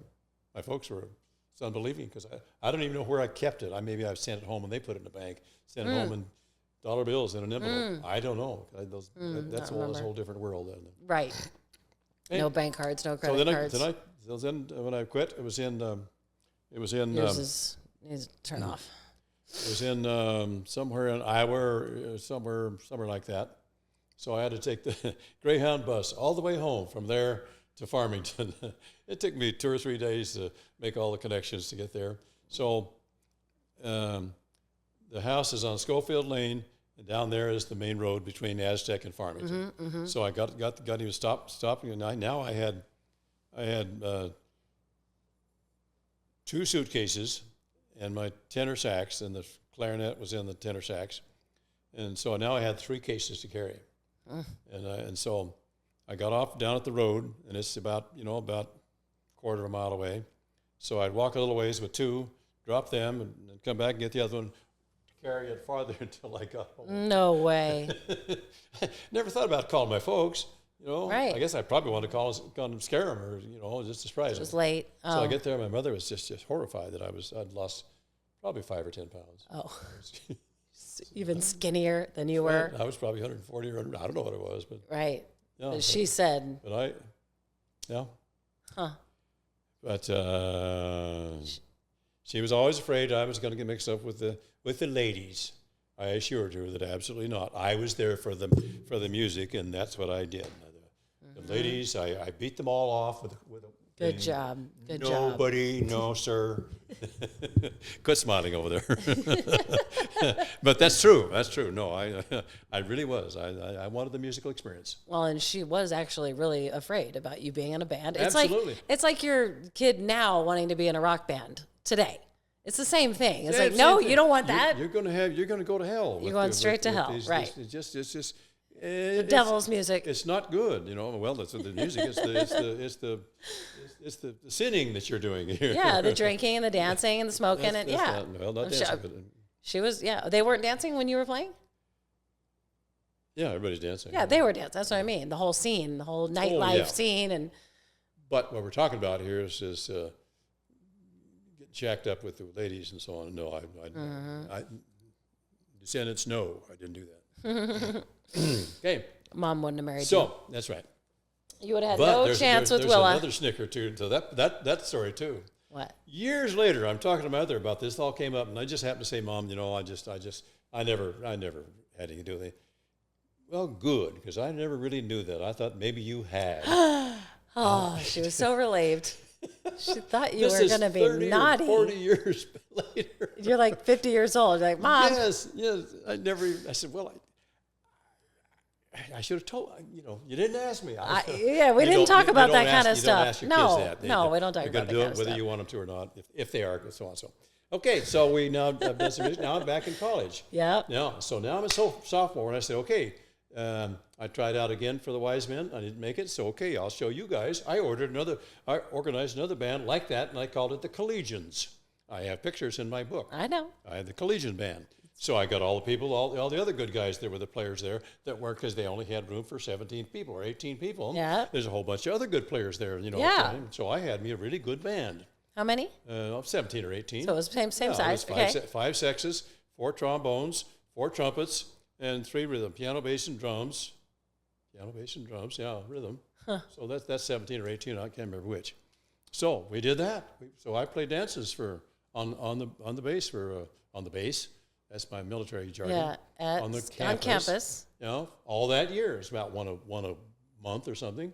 And where did the Wise Men play? Same place. They had to put one of us down at eventually they had to have, the BYU was growing so much. Oh, okay. Even in those days. Yeah, only I bet. 10,000, but they still had to have 2 venues, you would say now. So one of us played in the social hall, and the other played down at the Albert Smith Fieldhouse. Smithfield House. Wise Men usually played down there.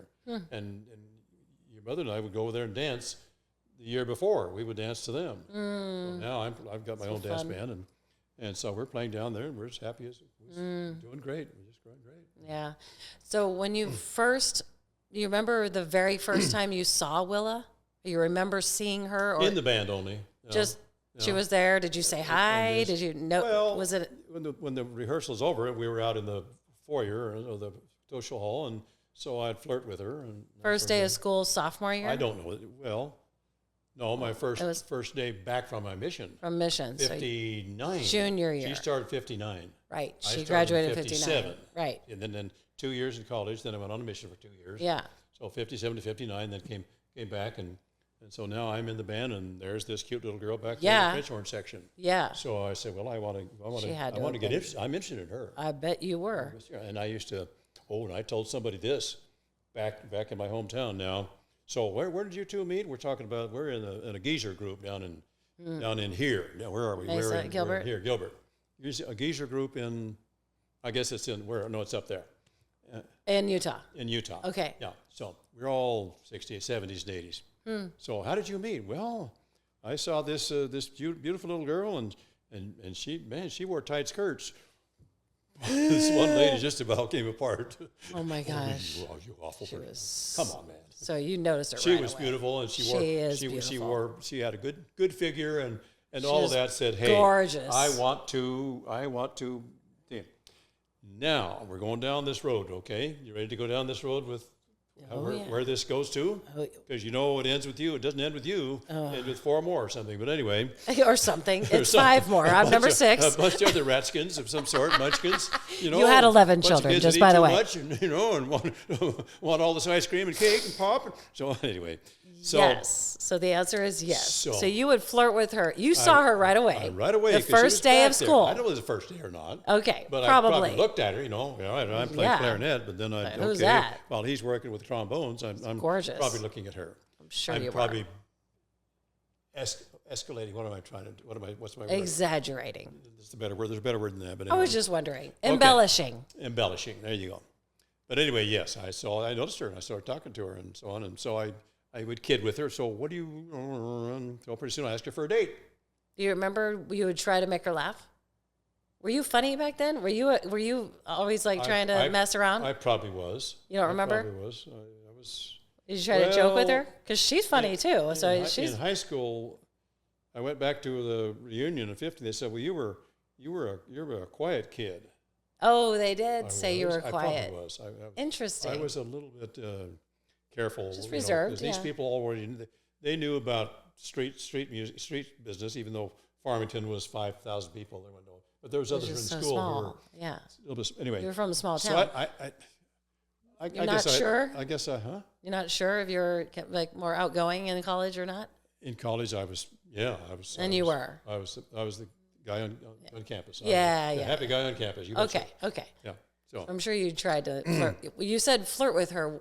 Just remember, do you remember what that looked like or what that was like or anything? She would respond. She of course, I'm interested in you. That's what we're trying to say here. Yeah. So I asked her out for a date. We went on a date. We went to dances in the field house when the Weissman played, and we played the Glenn Miller music, and now we listen to Glenn Miller music in our home, and so dance. Cool. We won't tell you anyway, but we're so that's our background, and they also had a photographer there that the school was, and you could get your picture taken with your date there. So I've got a picture with she and I there. Mm-hmm. She now says, no, this is after we were married. Oh, well, okay. So we went to a school date, after school dance. Anyway, whatever. So then, this is not a good part of the story. She's not here. Not here. But it is going to be on YouTube for the rest of everyone's lives. Yeah. Okay. She doesn't remember this. I just told her. And Mom left it open. Thank you. Sorry, go ahead. I just realized that door is open. I don't like bugs. So we had a date, and I remember I was in a pickup, and it must have been Corky's pickup. That's my roommate from Farmington. And something went wrong, and she not going to. And I said, "Wow, good gracious!" I actually took her home for the date. Oh, that's what it was. I took her home for the date. I just reminded her she remembered that. She didn't remember. It's okay. But you don't remember what was wrong or what made her upset? I do not remember. Something made her upset. Yeah, but now that I've lived with her for years, I know that she can come back because she's smart and I don't like this. That's right. Yeah, she was not happy about something. But I learned. Yeah. When it came time to decide, well, out of all these people I've been dating, who's got the best qualification for motherhood and make me a good wife? Yeah. There was no question. No contest. No question. There's no question. And this was now a couple of years later. Right. So or you had 4 known years her. later, something like that. So 2 years later. So you dropped her off because she was being... She had ticked me off, to use a P word. That's so funny. I remember you guys as kids just like getting to a little tiff. So you drop her off, and then did you not date her for a while? I think so. So you took a break. I don't know. I cannot remember. You put her on timeout. I know I dated a lot of girls the rest of the year and into the next year. Into the next year. Okay. And I would see her here and there, and I think probably even the next year we were both in the band and so on. So we were. Yeah. And I dated her, I think, on and off, but not much. But I had no interest in marriage, until I got to the end of my 5th year. See, at BYU, very few people can retire, can graduated in 4 years. Not music. Not music. There's too many. Because you got that, and you got religion classes. Religion, and then me, I was a horrible student, and I'd sign up for a what is it called, 5-hour class every day. A daily class, and then credits. If I couldn't cut it, I go drop it. Now I don't have 16 credit hours signed up for the semester. I only have 12 or 11 or something. Right. You cannot. No. You cannot graduate in 4 years at all. So. No. So, and again, this is all ties to it. So now I'm about to come back from my mission in 59. Wendell's there. He's finishing his doctoral. Wendell's my brother, folks. And he's finishing his doctorate in family, whatever, counseling. And he's also he's also finished up with ROTC, and he's going into the Army as a second lieutenant. What made him do that? Do you remember why? Because he was drafted in the Army in Korea. He was drafted there. He didn't have to go fight, but he had to do 2 years in something, and he ended up in Austria as a teletype operator or something like that. And why didn't you get drafted? I wasn't old enough. Oh, so he was just old enough. I was only 16 years old or 14 or something. And he was. Yeah. Wow. So the Korean War was 51 to 53 or 50 to 53. Right. So Got it. I was in high school. I was early high school. Barely made it. So where am I going? He joined the Army. Yeah. So he was actually in ROTC finishing up there too. Okay. And then because we come back from there, he said, "All right, I know what war is like. If we're ever going to have another war, we're all going to be drafted again anyway." And he didn't want to do that. He wanted to go in as an officer. So he joined ROTC to be an officer. So when I got out of and Farmington was noted to be nobody ever corroborated it. The draft board in Farmington, it seemed to be noted to look upon we Mormons who were going on missions as we went on missions to avoid the draft. Oh. So they would grab us as soon as we got home. Oh. We had that lie, that whatever it was, that reputation. Idea. We don't know. Was not. Nowadays, I'd probably call them up and say, "All right, what do you guys do? My name is Joe Schmuck. They say that you." I wouldn't tell them anyway. I'd be smart enough to call them. But their perception was that was yes, the only reason was. why you were going on That's missions. That's right. So. And the churches had the 2-year mission program for boys for quite a while at that point, right? Is that a recent? When did that start? Probably with Joseph Smith. Well, everyone was doing missionary work, but when did they start with you turn 19 and you do a 2-year mission? Do you remember when that started? Was that new-ish back then? No, but any old people I've known that have been mission, it was a 2-year mission. Always if you went to a foreign language, it was 3 years. Huh. Because you had to learn the language over there. Now the last 20 or 30 years, we have language training. Right, no. Before you but go. Grandpa didn't do a 2-year mission. He didn't know. So it must have started sometime in between you two. Could have, whatever it was, he could have gone, but he didn't. They weren't doing it in those days. Yeah. They were surviving. Right. I was just wondering. He didn't go, but he also did when we were in Mesa. This is Mesa, isn't it? We were in Mesa here. We used to call ward missionaries. Okay. So he did that's ward right. missionaries. They'd go find people in the church and teach them and baptize them. So that's what he was doing here. So he's done some missionary. He did some missionary work. We should look that up. It turns out that even one of the ladies, the ladies that he baptized, turned out to be one of her teachers in school. Anne who? Anne Guthrie. Oh, Anne Guthrie. Oh, yes, wow. I have Mrs. Rohrig. I remember the name. Oh, Rohrig. that's cool. Yeah, that's probably a German name. I don't know.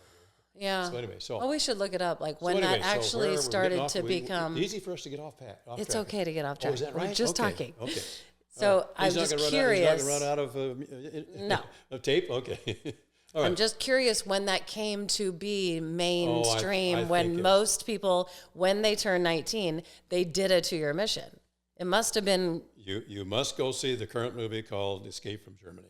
Oh, yeah, you told me about it already. That's the one where they're trying to get the 30 missionaries out of there before Hitler starts the war by marching in and so in the 40s, killing all maybe. the people into Poland. But anyway, so that's the churches had to do whatever it takes to satisfy the country, because we were really an American church up until about the 60s or 70s. Right. So very few people got to go on missions in the Second World War. Yeah. Maybe one out of a ward or one out of a stake or something. So not very many people went. There just wasn't. No. Because everybody was needed to be in the Army or right. the company wanted you. Uncle Sam wants you. You know, that sort of thing. Yeah. So I think probably all this changed after the Second World War. Probably. So there was 2 years. Once it all stopped. When I was a teenager, we would go to the guys older than us got called on missions to Africa and to Germany and to Canada and to Southern States Mission, and they were there going for 2 years. Yeah. And in those days, it seemed like they went for 30 months instead of 24 if they were. But the church changes this a little bit. Right. Whatever it takes. Yeah, I was just curious when that kind of started. Is there anything really significant about the mission years that you wanted to talk about, or any stories there? Absolutely. Yeah, because back then they didn't provide transportation like they do now. Didn't you have to buy a car? Did you drive it out to New Jersey? First, let me say something about the reason for being a missionary. Okay. You know, we grow up in a Mormon family, and we are taught, you know, and so that we really learn that we really become believers, and, you know, and have what we call a testimony that this is true. So now we're going to do it, and so people. Well, Wendell Marvin had gone missions, but somehow I was ready to go and do, you know, people around me. Yeah, let's go on missions. So we went. Okay, so I got called on a mission in '57. Drove to Utah to the MTC. It was called the Mission Home at the time, and it was a couple of big old homes from the 1900s in Utah. Which what sits there now is the big new conference center. Right. That's where it was. North, yeah, they were on that street there. Oh, so, I didn't know that. That's cool. And there's rules too. There's rules. You know, missionaries have rules. Can't date. You know, all that stuff. Right. But they didn't seem to care too much about when we were in the mission home. And so I had a girlfriend from BYU earlier that year, and she lived in Salt Lake, so I called her. And we went to a football game in the University of Utah Stadium. I was a missionary. Oh, that's so funny. But they didn't. It's not the same. They I know. didn't have us locked. They didn't. You know, now you can't go out. It's kind of like going to school. Yeah. You just go to classes, and then do you stay there at the house at the mission home? Yeah, that was it. They brought there, stayed there for 2 weeks, cool. and we studied. They told us how to be a missionary, how to knock on doors, and the first door. And while I'm on it, I have to remember and talk about it. Yeah. So first door is Marblehead, Massachusetts, and I'm hearing the word Jewish people. Is that right? No, I knew. You didn't know what a Jewish person was? We knew what a Jewish people were, but I never seen one. Wow. Never saw a Jew, see? Wow. So, and sure enough, my first door, you know, good morning, madam. We're Mormon missionaries, and we're here to call on you. And you know, we're from the Mormon Church, the Church of Jesus Christ of Latter-day Saints. Well, yeah, but we're Jewish. I You just didn't even know what to say? My first door to knock on to. Did you just say, okay, bye? Yes, we don't. She wouldn't understand. Get out of here, you guys. So funny. But that's why you come out of that 2-year business with this. You're prepared for a lot of things in life that you aren't going to be prepared for. That's true. That's true. It's gold. In the meantime, you've taught people the gospel as we understand it, and we call it true, and so on. And they now are happy, and they're performing, and they're doing well, and it's a great idea. It's a great thing to do. So anyway. Yeah, it's great. It's a great experience. And I got on the train. Experiences. They sent us on a train from Salt Lake to Boston. On a train. 3 days. Jeez. We had a berth. You had a berth. What do you call that? Something. There's a thing there where you got a bed and a. It's called a berth or a something. Cabin room or a bed. We had those. And I've been on one too, but I can't remember. Stopped in Chicago, and I was going to go to a secondhand store and get me a used camera because I needed a camera for my mission. Yeah. Couldn't find one, but that was the stopover for probably. Seemed like I talked to my missionary companion here the other day. It was about 8 or 10 hours that we were just wandering around Illinois. That's cool. And so time to go get back on the train. Chicago must have been pretty awesome back then. Ended up the next day in Boston. So. Wow, Boston, Massachusetts. Yeah. I said New Jersey. I used to Boston. You know, kind of. Well, why did President McKay send me there? You know, we think we say he is inspired in the way they do it. Yeah, you know, the Lord is going to say, sure, do it that way, and I'll whatever. And I thought I'd go to Germany because I had taken a year of German in college, my freshman year. So I was a little bit disappointed because I kind of wanted to go to Germany. Yeah. I went to Boston, and then got to. But I look at it in these years. Wait a minute. I am acquainted with the New England states. I'm acquainted with that world out there, and just because if it's no more than geography, right? It's nice. I know their culture and that sort of thing, and so it was good. Yeah. In the meantime, we went to Germany for 3 years in the Air Force, and Will and I went to Germany for a year and a half as a missionary couple. So the whole world is okay. Yeah, you end up in Germany anyway. It must have been such a culture shock being in the East Coast. You'd never even been to the East Coast, had you? No, never. No, but they speak English, so it wasn't that different. You find out that they have an accent, and they have some food. You pack your car in the garage. The garage. And I was up there last time I was there. I stopped at a gas station to get some gas, and I got that same from a 16, 14-year-old kid that was pumping gas. Yeah, pat your car. I can pat some gas in your car. Okay. So funny. Yeah, they still talk like that. It's okay. So funny. It's okay. I love it. I love watching movies that's set in Boston. To love your fellow man, no matter where they are, what the culture. It's different though. Unless they're out to shoot you or something. Yeah, but it must have been very different than what you're used to. But not just the accent. But the business of now. We get there, and we spend a day or two in the mission home with the president, and they're telling us what to do. And he didn't like my green socks because I refused to put on black socks, and so I had to do that. I was a whatever. In those days you didn't like anybody telling you what to do? No. Oh, weird. I don't know anyone else like that. When I was 20, I wonder why you have children. Know anybody that does that? I don't know anybody like that. Weird. I wonder where we get it from. I got counseled the first time I went in to meet my bishop. What's wrong with green socks?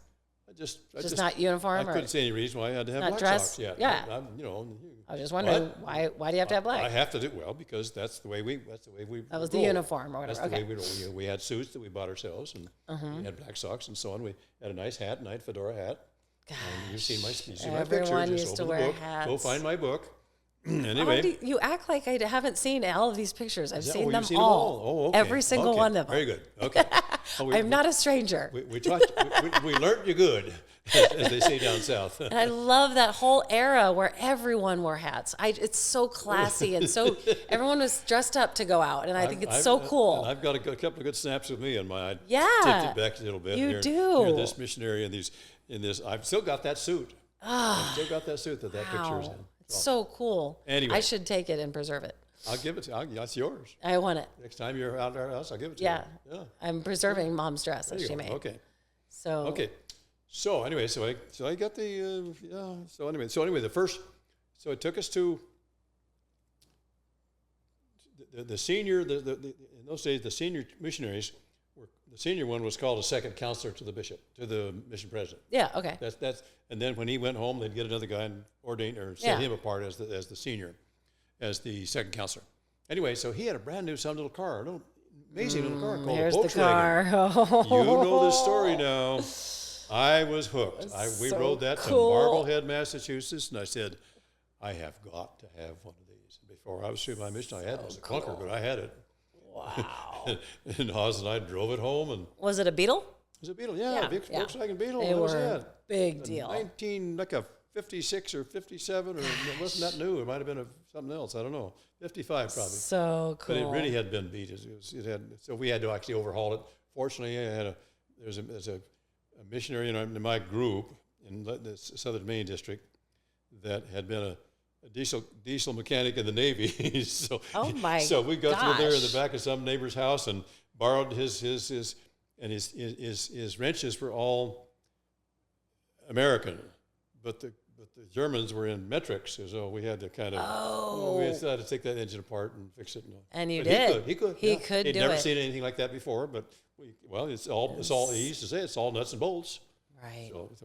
So it was. Was it diesel? No. Was it diesel? No, it was regular gas. But he was a mechanic. Jeez. That's wild. So, all right. Where are we? Anyway, so you got your bug. You're on your mission. Yep. And was there anything really fun or significant or any experiences in Boston? Were you weren't in Boston the whole time? You traveled to go around. My first station in Marblehead, which was a rich like suburb with boats. What do you call them? With sailboats, that kind of thing. On the water. Yeah, it's on the water. Next one was south of Boston in Taunton, And the next one was clear west at the Berkshire Mountains, Pittsfield.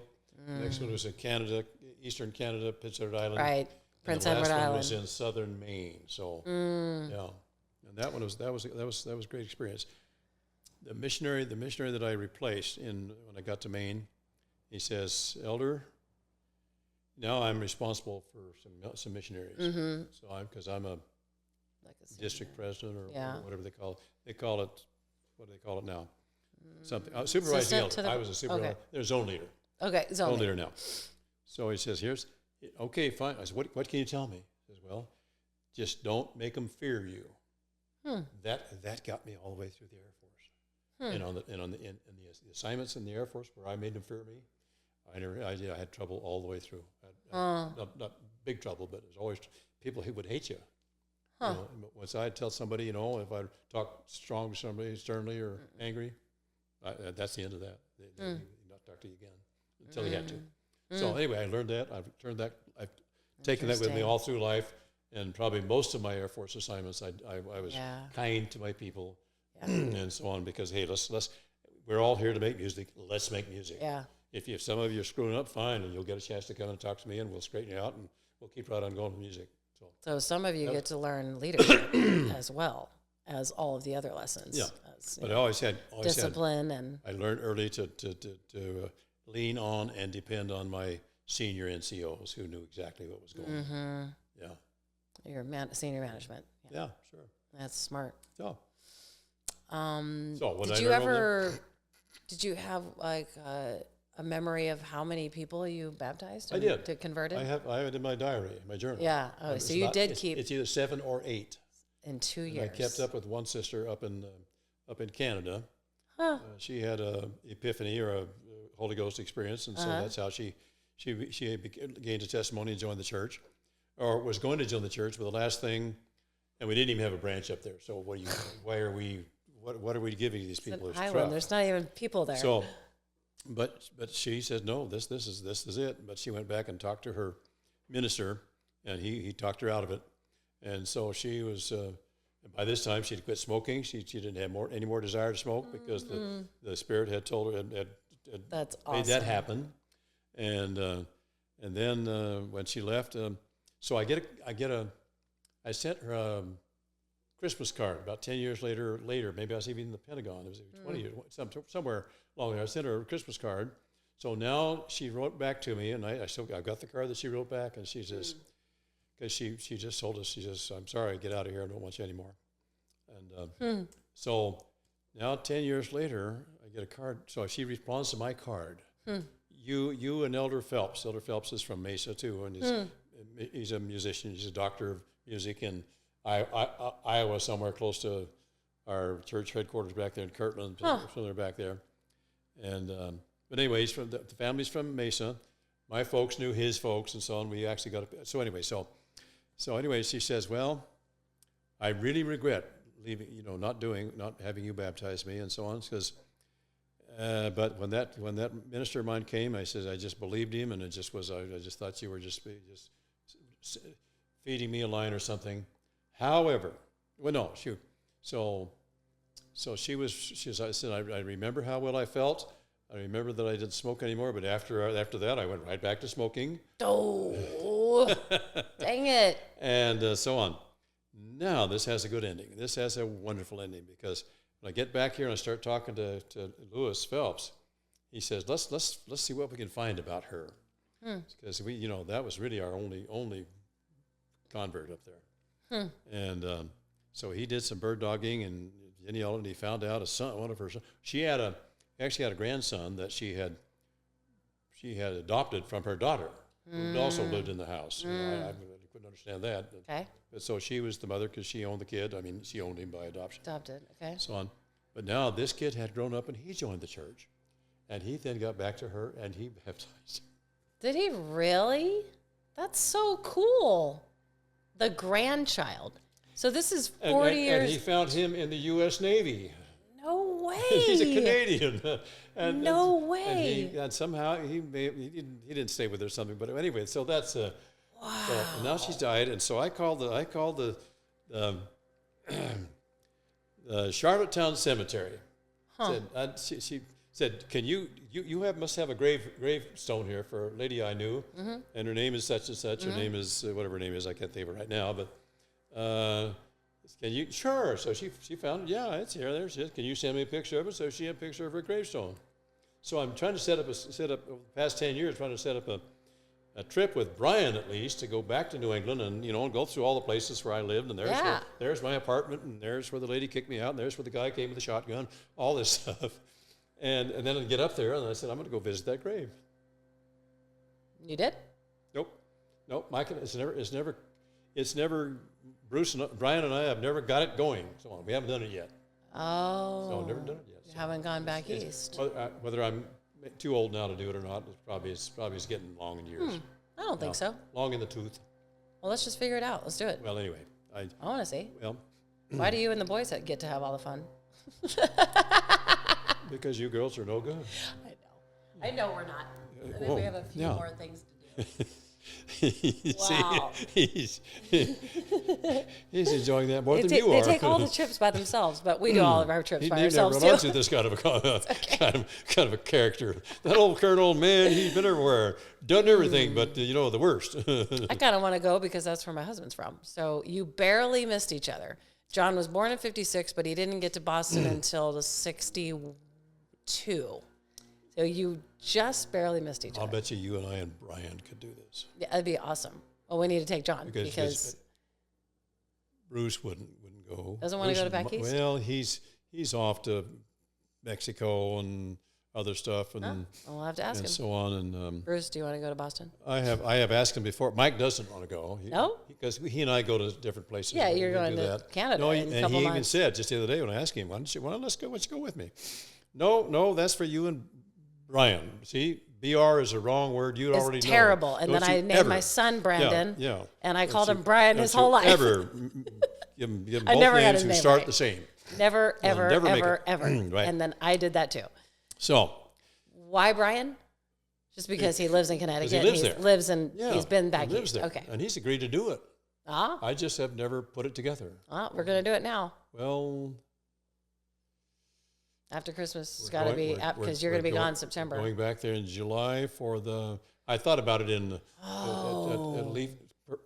golden leaf time, autumn. Oh, yeah. And so on, but don't want to go too late because it'll be too cold. Because you get up into Canada, it's the same as Germany and same latitude and that sort of thing. So anyway, so I don't know, maybe that's something for you and you to do, and invite the others, who else wants to go. I know. I think it'd be really cool. And Kitty wouldn't want to. She want to do that. She has no connection to that. Or you never know. We should not expect that. Yeah. But you don't know. Okay, Kitty, you want to go? We'll figure it out. No, I wouldn't want to do that. I would want to say we're doing that. Yeah. And we're going to be there and stay in your house, and Brian, and then Brian and I are going up there.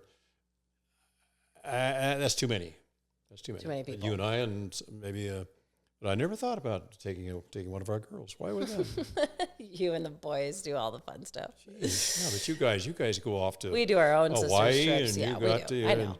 You're in skimpy bathing suits and all kinds of stuff on the beach. Sheesh. Anyway, try to get as skimpy as we can. We're scandalous. I showed them to your mother and she blushed. I'm kidding. That's not my daughters. Because we have 2 piece swimming suits. Right. We don't have that.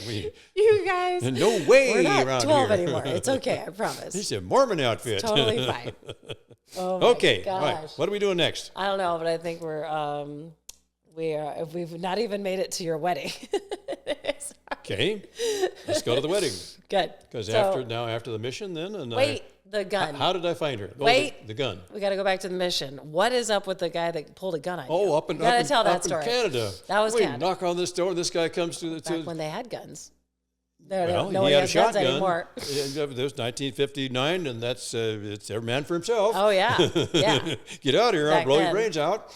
And so anyway, he didn't say that. I'm getting there. Okay. I'm getting the story. I'm ad-libbing now. Yes. Okay. So we knock on the door. We're Mormon missionaries, and we're here to give you a call. And we have a special message for you. You blankety blank Mormons, you get the blankety blank out here, and he had a gun in his hand. You come back, I'll shoot you or something. I don't think he said that. I think he just held the gun. And don't you ever come back, something like that. I probably wrote it down in my journal. Like, okay, bye. You got it. You got it, man. Yeah, hey. Run out. So I think it was the second floor. We had some stairs. Oh. Those kind of details, can't remember those after 60 years. No. But but we left and, of course, didn't ever come back. Nope. Did you make markings of the people that told you to never come back? So you just remember? I have a full diary.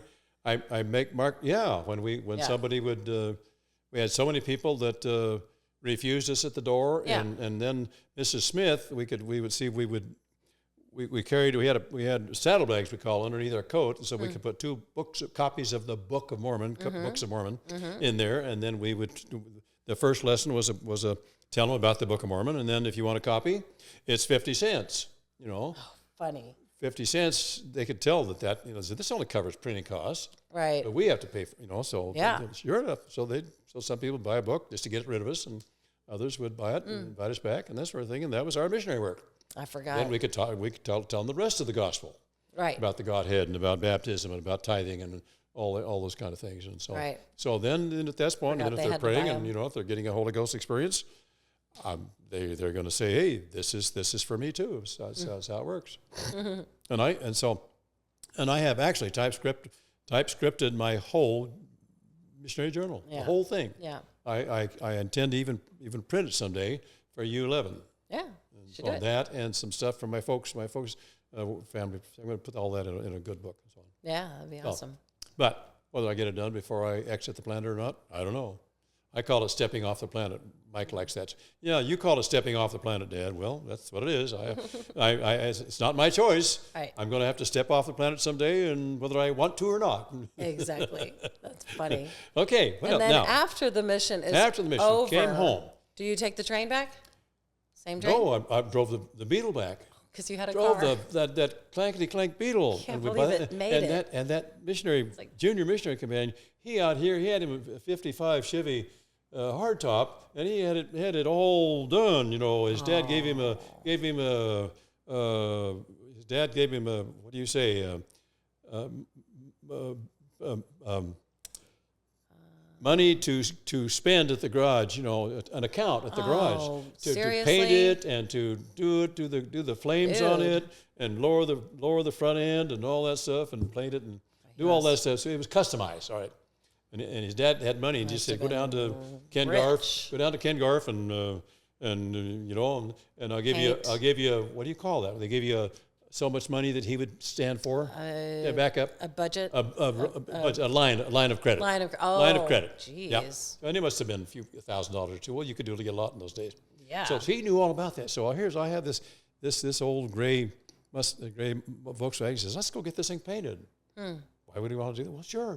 You can do that? Sure. So we went and talked to a painter, and we want painter. And then we want racing stripes down the front and middle. So if you ever see a picture of it in color, you'll have some racing stripes down the middle.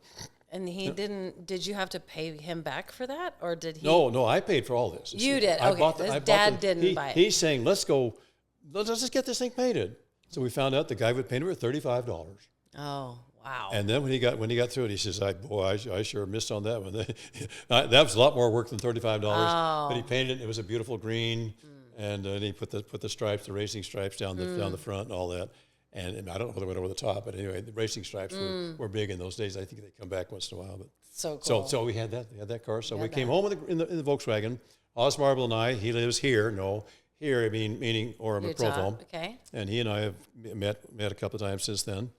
And because we're both lucid, frankly. Gotta do it now. And I called another missionary companion back in Pittsfield, and he could hardly remember who I was. Really? Well, no, I don't remember too much. And well, he's gone. Bill, I'll be that way too someday, I think so. I know. I guess we all were. We all will be. So we came back, and Hawes. He wrote me a letter before we got back so we could meet up, because we could telephone each other, but we had to write letters to each other. Yeah. Yeah, I want to go back to BYU and find me a wife. He is my age now and is never married. No way. He never did. He dated BYU girls until he was 30 and decided, I really got to quit dating BYU girls. Oh. Never. I wonder why. And I can't ask him the question. I just can't. I can. I'm gonna call him right now. Just kidding. That's sad. Anyway, so he wanted we to came find back, a wife, and then we joined the Athenians. So did you think that you didn't think the same thing? I had absolutely no. Well, you want to do music. Except, remember, you brought up I told you to bring up the trip to Disneyland. Yeah. With Willa. Yeah. Now, she's a freshman. Yeah. And I'm back, and marriage is, well, maybe this is or isn't. So I asked her to go, and she went. Yeah. I don't know why I guess because I asked her. Yeah. She's going to be with me for a trip. It's Disneyland. And she said it was down and back. I guess we didn't stay overnight anywhere. It was... It's a long drive. 700 miles down 89 all the way. You went through every little Panguitch and every town Lehigh, known to man. Going down all the way to Southern California. Las Cruces. No, you're going to Anaheim. Disneyland. Anaheim. Yeah. And we get down there. She didn't tell you. We get down there. Oh no, we're not hiring till the end of February. And this was January or something. Oh, that's what it was. And Barb Jenkins never bothered to ask him that to find out that. You don't have internet those days. I had no idea. You just do what you can. You just drive to California. We went to what's it called? Woodbury, something Berry. Knott's Berry Farm. Knott's Berry.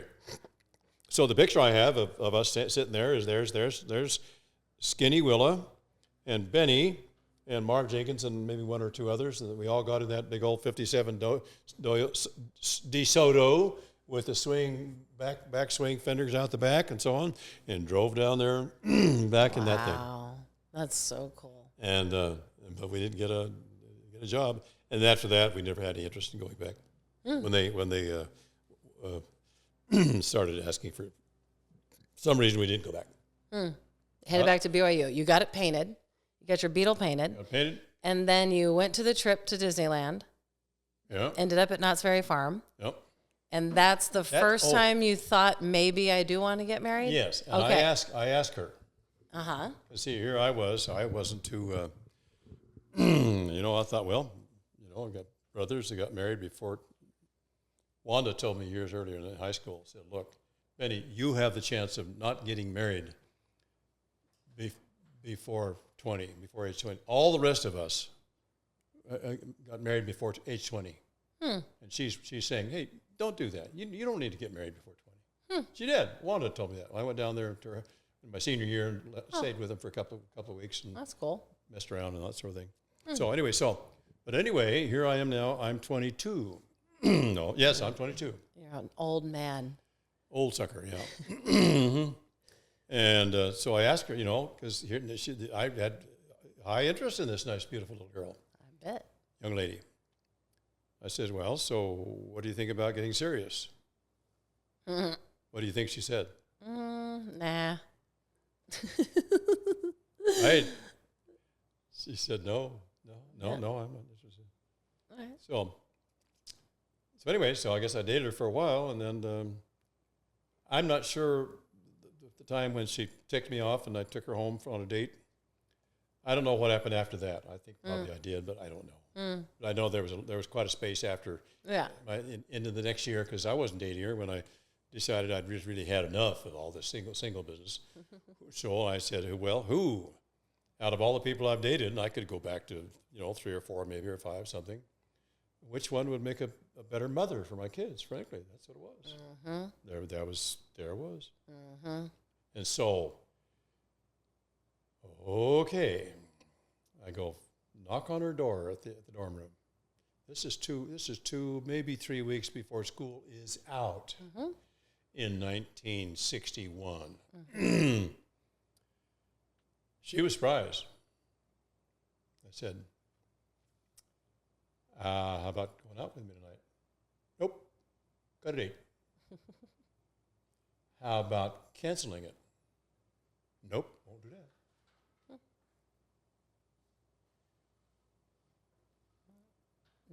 Give her your pin. What made you think to give her a pin? Is it? That's because I had a token. No, that was the letter that I was serious. Now I'm here to talk to get acquainted with you seriously. Huh. So here's my Athenian pin, and if you were pinned, that's something short of being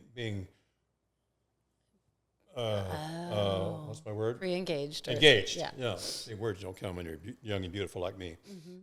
Sometimes. That did it. Boy, her eyes lit up, and she's fine. Fine. Give me some time here. She called the guy and canceled the date, and I came back, picked her up, and we went on a date, and we set up. We set it up front. We are really trying to decide if this is something we can do. We can put together and do for serious stuff. Yeah, we discussed that, and I don't know. And I kept telling her I don't know yet. And I asked her once if she did. She says, yes, I do. Oh. Yeah. What would you say if I asked you? Well, of course. Yes, I would, she said. Huh. She didn't say that the other day. Which she didn't. Yeah, but I I was there. Wow. So that's cool. And then. So we were together as much as we could be. We were together every night. Nothing more than just laying on our couch and watching the junk that was. I had an old TV there. And I paid Corky $5 for it. It even turned out to be one that I had in the Air Force. I took it to Germany and sold it to a guy in the Air Force band for $1. But anyway, so we were watching whatever was on there, whatever good, the Kleenex people or whatever, I don't know what it was. So we were just laying on the couch, and just like spending time together. Locked in, enjoying each other, we were nice, we never did anything wrong. But anyway, and then we'd call in to her dorm parents. Couple that was, right. His dorm parents. You remember that? You were there, and then she'd get permission to stay out till midnight.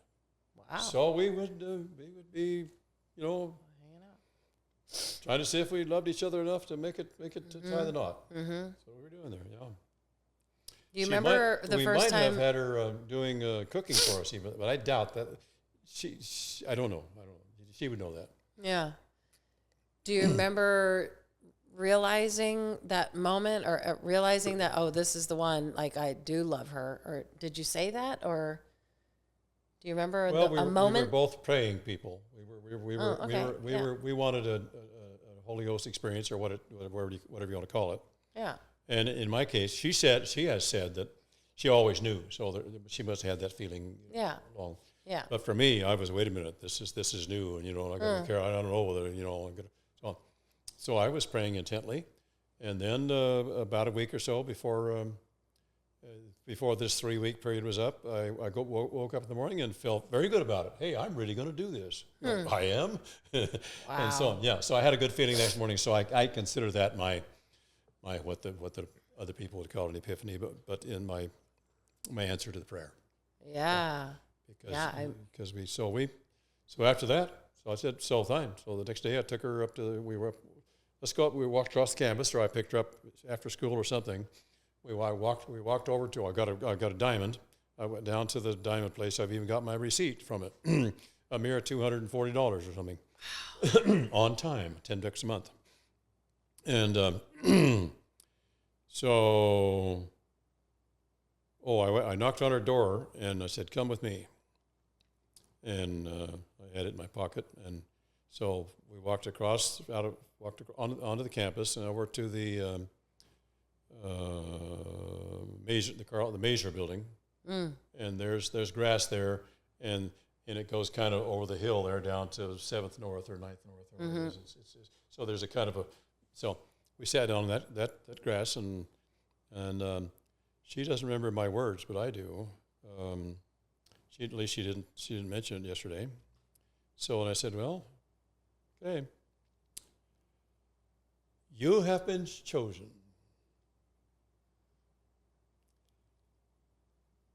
Let's do it, or something. At that point, I said, let's do it. Wow. I didn't do it on my knee, or we were sitting on the grass, whatever it was, and that was it. And she just jumped. She go back to show my roommates. And she'd go back to roommates. She walked in the door, and I was with her. And she just stood there, and how am I doing? So, and she kept doing this, and pretty soon one of them caught it. Wow, they just went nuts. Wow. You never actually asked her to marry you? It has been a subject that we've been talking about. I did not use those words. Wow. I said, let's do it, or something. Let's what did I say? I remember saying, you have been chosen. And you, It's wild. well, I knew this. She'd already said. I know. I accept. She'd already said that. So, Right. so fine. I didn't even tell her I had my answer to prayer. I didn't need to, I guess. You're sunk. Okay. You better run now. Oh, that's wild. So, That's funny. Awesome. so then you had there's an all this entire pandemonium summer. back in. So now, a week or so later, before they closed up shop for the summer, she turns to me because she had to say whether she's coming back to occupy that house again, that dorm. Yeah. So she turns to me and says, "Oh, well, when are we getting married?" I said, "I don't know. How about September?" Okay. She turned to, what's his name? Okay, I'm not coming back. It's so you can't write crazy. this. You can't write this in a So story. crazy. But anyway. And then you spent the entire engagement apart, which I never I never knew that until Mom yesterday. We had known each other for 2 years, and That's we had wild. dated and so on. And I had played out my time where I was dating and I'd had enough. I said, I do not want to come back to this school next fall not married. Is what was in this noggin here. So I knocked on her door. Yeah. And life changed for me and you. And then you stayed there in Provo and worked, and she went home. I was working up in Layton. No, I was going to school. I went to school and then worked at Layton, I guess. Because Okay. I had You had a couple classes to finish. 61. Yeah, because we got married in 61, and that was it. We left. Yeah. So the spring of 61, I still had 2 more classes to go. One, I had to take a marriage class. Oh, jeez. And another one was like a geology class, rocks and stuff. So I took those 2 classes. And worked, and then And you're done. they had, and the professor, he was kind of a young guy. He and his wife, they probably had some kids this size, but on the marriage, he really got into sex and so on. And he'd draw a picture on the table, on the counter. And so this, that, and the other. And he went over one time and pulled his door shut and says, well, there may be some people walking by and hear us talking like that, and they won't understand but it was good for us. It was good for us. Probably. There were some people that had no idea what this idea was all about. You know, Right. the people who are really have not engaged in that and so on. Of course. And if they did, they still wouldn't know much about it. So Right. So when did the Air Force? Okay. So when did you go to see the Air Force recruiter? You were already in ROTC. When I first got back, so I wrote a letter to Wendell. Now go back a few years. Wrote a letter to Wendell and say, hey, you think I can you help me get into ROTC, or I'm going to get drafted? So he wrote me back and says no, I've talked. I said go talk to whoever, and go talk to the big shotters. I use some word like that. So he wrote back and he says, well, the big guy or the big shot is Lieutenant Colonel Gibson. Turned about Hoot Gibson, who ended up. You happen to remember him?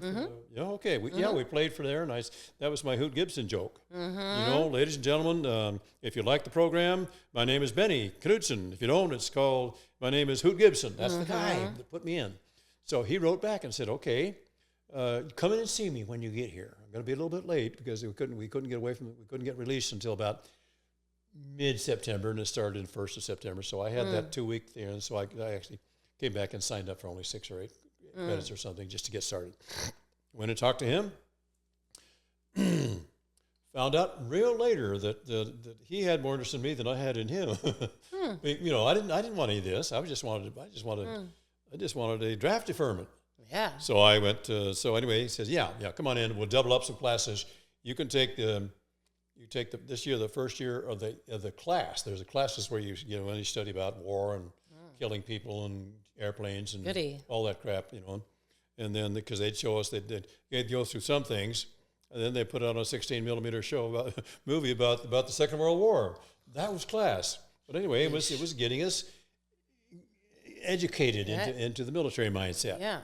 So that went on. So I had the first two years, like my freshman and sophomore year of ROTC, in my junior and senior year. And then I had a 5th year, which I took 2 classes of ROTC because I had to go 4 to catch it up there, and so I had 2 of them in my senior year. And so I still had then a couple of classes to go in my major or in something to actually graduate, so on. So did you do an actual graduation? You didn't walk or do the ceremony? You did do that. I got a picture of pregnant Willow and me and my folks in front of the house on the 979 East, 950 North. We know that place. Wendell and I went back and took pictures of it. She and I, we've driven by it a couple of times because we now live near Provo. So anyway, where am I? So then after that, but before that, somewhere in there, I had to go to, and maybe it was after that, I had to go to a very stringent, like a basic training for potential officers up in an Air Force base in Washington. I forget the name of it right now, but so I was up there for 3 weeks, and boy, they ran us through the. It was tough. It was tough. You know, you had to have your old barracks, but you still had to have it gleaming. You know, and your bed could only be 3 inches away from the wall, and you couldn't have any. You know, and I was getting demerits. Demerits is okay. You got to get 4 demerits. That means you get out there and you walk 4 half-hour times around the basketball court on the right near there. And I told my leader, I said, I think this is rigged. I think it's rigged. I don't know how to keep you.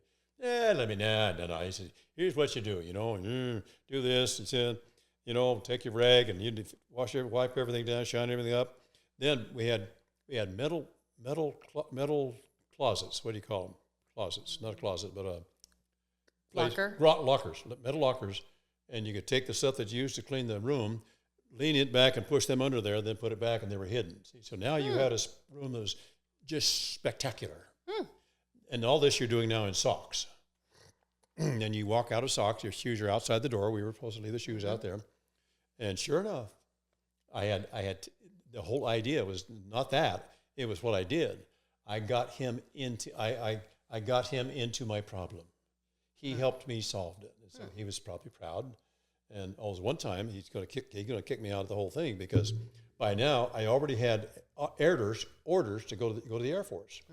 I had orders to show up at Bowling Air Force Base, Washington D.C. on September the 18th, and didn't tell him about that. But then your mother we had some furniture that we could was authorized to move. So I didn't know what to do. So I had to call her. Well, we didn't have a phone there, and if we did, we wouldn't have been able to use it anyway, but they had a phone in the next building. So I sneaked out, so I thought, over to that building, and he caught me. I was calling her. Say, what are you doing here? Don't you know you can't do that? Yeah, I know, but I don't have any choice. I've got orders to go to the Air Force. My wife has got some furniture. She needs to tell them when furniture to come. Oh. And then he was fine? The what? And then he was okay? Yeah. No, I wasn't. It wasn't to get out of something there. I had a reason. I was using a phone. He was going to put a gold bar on my shoulder in a week or so, which meant I was an officer just like him. I mean, that was the whole idea. So no, it was. I wasn't. I probably should have asked permission, but I didn't. I thought I could sneak over there and call Willa, and it was a payphone or something. Anyway. Wow. So I came home. I got a ticket for going 90 miles an hour on that trip up and back, one space of that trip.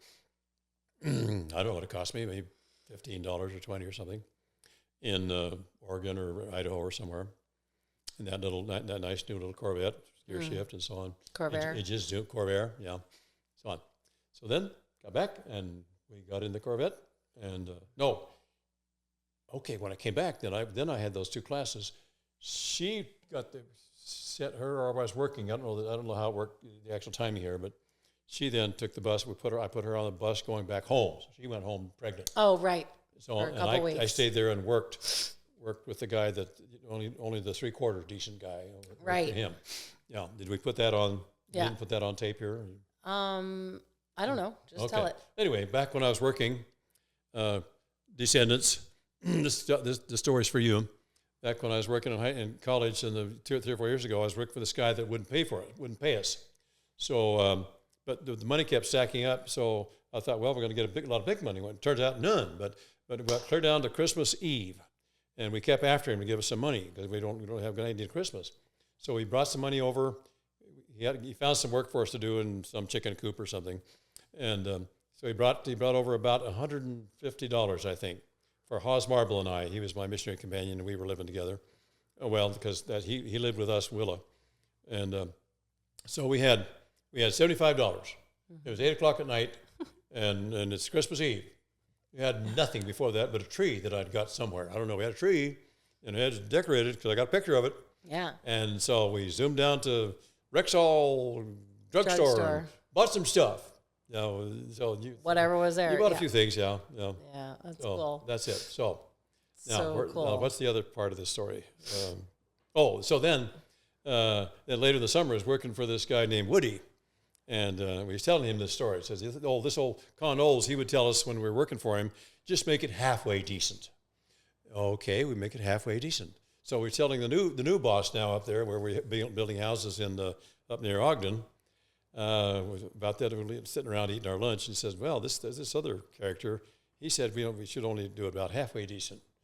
Well, around here, we do things 3/4 decent. That's a comment for the ages.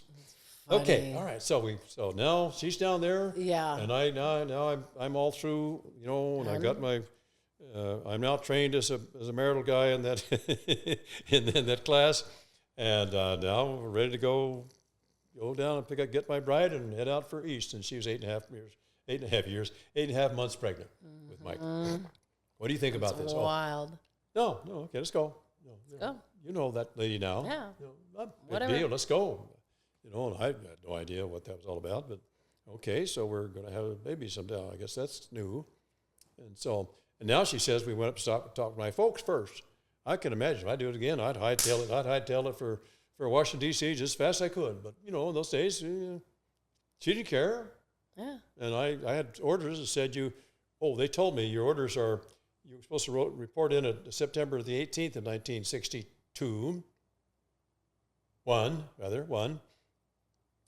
But don't drive, and the guys back at ROTC, don't drive before that because you're not covered by Air Force coverage. If you have an accident, you get into something, Air Force ain't going to pay for it. You're on your own. You're still a civilian. No. Until September 18th. Until September 18th. So there's about a one week or something. And I said, baloney, let's go. We're not going to have any trouble. We didn't. We got there. So, wow. And you lived on base. So they put you up on base housing? No, we had to get You got an apartment. Okay. apartment. Now, however, I get on base and they have this thing called Visiting Officer Quarters, VOQ. But so I pull up there, and we went to the bishop first. He says, "Can we get some place we can stay with you?" Well, what are you doing? Well, I just here to join the Air Force. Oh no, well they have a VOQ down there. You can get some down there. So I say, okay, So a year or two later, when he was released, my hand went up higher than anybody else's when he was released because he wouldn't take care of us. Yeah. He wouldn't. And I had $75. That's all I had when I got there. Gosh. Well, that's like $750 now. But anyway, but you can add a zero. More than that. Well, whatever. But nevertheless, it's still value, whatever it is, it costs. Right. And it cost us, I think, $83 a month for a two-bedroom apartment, something like that. One bedroom, one, I guess, one bedroom. Got pictures of that. That's awesome. So, and then the day after we moved in, Willa's pain started, and off we go to the airport, to the hospital out at Andrews Air Force Base. It's now called. Congress has made them come together. If you got Navy and Air Force or an Army on one base, you call it Joint Base something or other. Now it's called Joint Base Andrews. Oh. Those politicians got no sense of humor. No, they just leave it alone. It's not Andrews Air Force Base. Right. So Mike was born there in Andrews Air Force Base. But I went out on a practice run the day before she had her pains, and fine, this is the way you get there. And I get out there the next day, I got lost. I had to stop it. Which way to the Air Force Base? Oh, man. She's in the Corps of Air, but she's nonplussed. You know that lady. She's fine. Nothing. So, okay, so then that's it. So then I get acquainted with my guy, and then my commander, he's a captain. He's a holdover from the Second World War, and the reason he's a band director is because he had a music degree before he was drafted into the Army, got into the Air Corps, and got into flying. So he was flying C-47s Wow. that was the workhorse in the World War II. Right. And then after the war, then I want to stay. Well, what can you do? Well, I've got a degree in music. Okay, we'll assign you to the bands. Well, he wasn't any good. Oh, darn. Well, it had been a while since They called him, his name was Captain Kirkpatrick. But you remember the kangaroo story on television? Captain Kangaroo. Oh, yeah. The guys all called him Captain Kangaroo because he was really, he was terrible. Oh. Captain Kangaroo, going to a rehearsal, and I have two good stories about him in rehearsal. One, he was in rehearsal. They say, "Cheers." Thank you. Thank you Cheers. so much. Bye. Cheers. So he's in rehearsal. So he thought he had to do something, So he stopped and said, "Well, oboe, you're out of tune." "Oh, I am? Oh. So play me a B flat." He goes, "Honk." So I says, "Well, what is he, gang? Is he sharp or flat?" One guy back there says, "We don't know either, Captain." Oh, And another, my gosh. this is the story they told me. It did happen. Now the other one on him was, he stops the band. "Tuba, you played a wrong note back there." "Well, where?" "Well, it was back at letter S or something, letter D." Mm-hmm. And so he looks his part and he says, "No, I don't have any music written at letter D. I'm resting." "Well, you look like you're going to play a wrong note." And he shot back, "And you look like you're going to conduct one too." Yo. And those guys are usually silent until they get to the break, and they go to the break and guff off, over those things. 'Cause Right. you don't want to laugh at him. No. You might snicker close quietly, but anyway, those are two. Just choice words. I ought to put them in Reader's Digest. So you weren't in the program with him, or you weren't in the band with him. Yeah, well, this was a second band Okay. that did all the ceremonial work, Okay. but they also played concerts here and there. Okay. So that's where I got my training in conducting. Yeah. And I got through the senior NCOs would say, "Hey, let me help you on this one," and so on. And I was a pretty good conductor anyway, and at least thought I was. And later on, I figured out that I wasn't. But anyway, so I was assigned to the Air Force Band, but the Air Force Band had this other band called the Headquarters Command Band. The reason for that, it was assigned to somebody else, is so that when the politicians got excited about how much money bands cost, they would give them the amount of money for the Air Force Band only. So we're only paying $1.5 million a year for this band, whereas if you counted the whole thing, it was $3 million. So it was to keep the. It was just so that you don't have to tell the politicians exactly how much money the band had. They had Right. So Colonel Howard had the extra band there, Huh. and it was the band commander of that was he was the command commander of that somehow, but it wasn't. They didn't use it as part of the Air Force Band. There was like 230 people for that thing, including all the guys in the offices and the supply and that sort of thing. So that's what it was.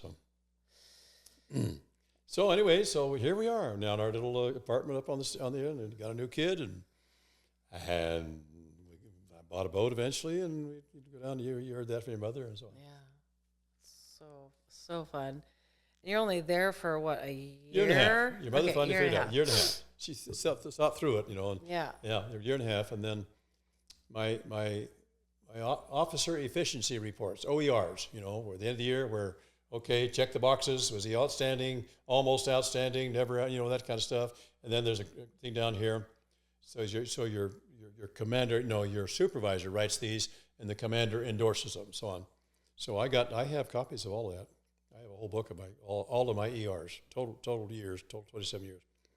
And that said, yes, the second year, it said there, yes, this lieutenant now has shown us to be a really fine guy. He's learned his job well. He's ready to go out and be a band commander. Bingo! When they put me out to Scott Air Force Base, where I was fired out there. Oh my gosh! Well, but that's not because of my musical ability. It's because I was a rank. They call it a rank 100 lieutenant. Oh no, you shut up and do it. But it turned out to be a good thing. I was only there for a year and a half. That'd be 65, 66. And then they what they did to fire me, they just traded me with a captain over in New Jersey, and so on. So I went over there with a 35-piece band, and this was a 45-piece band.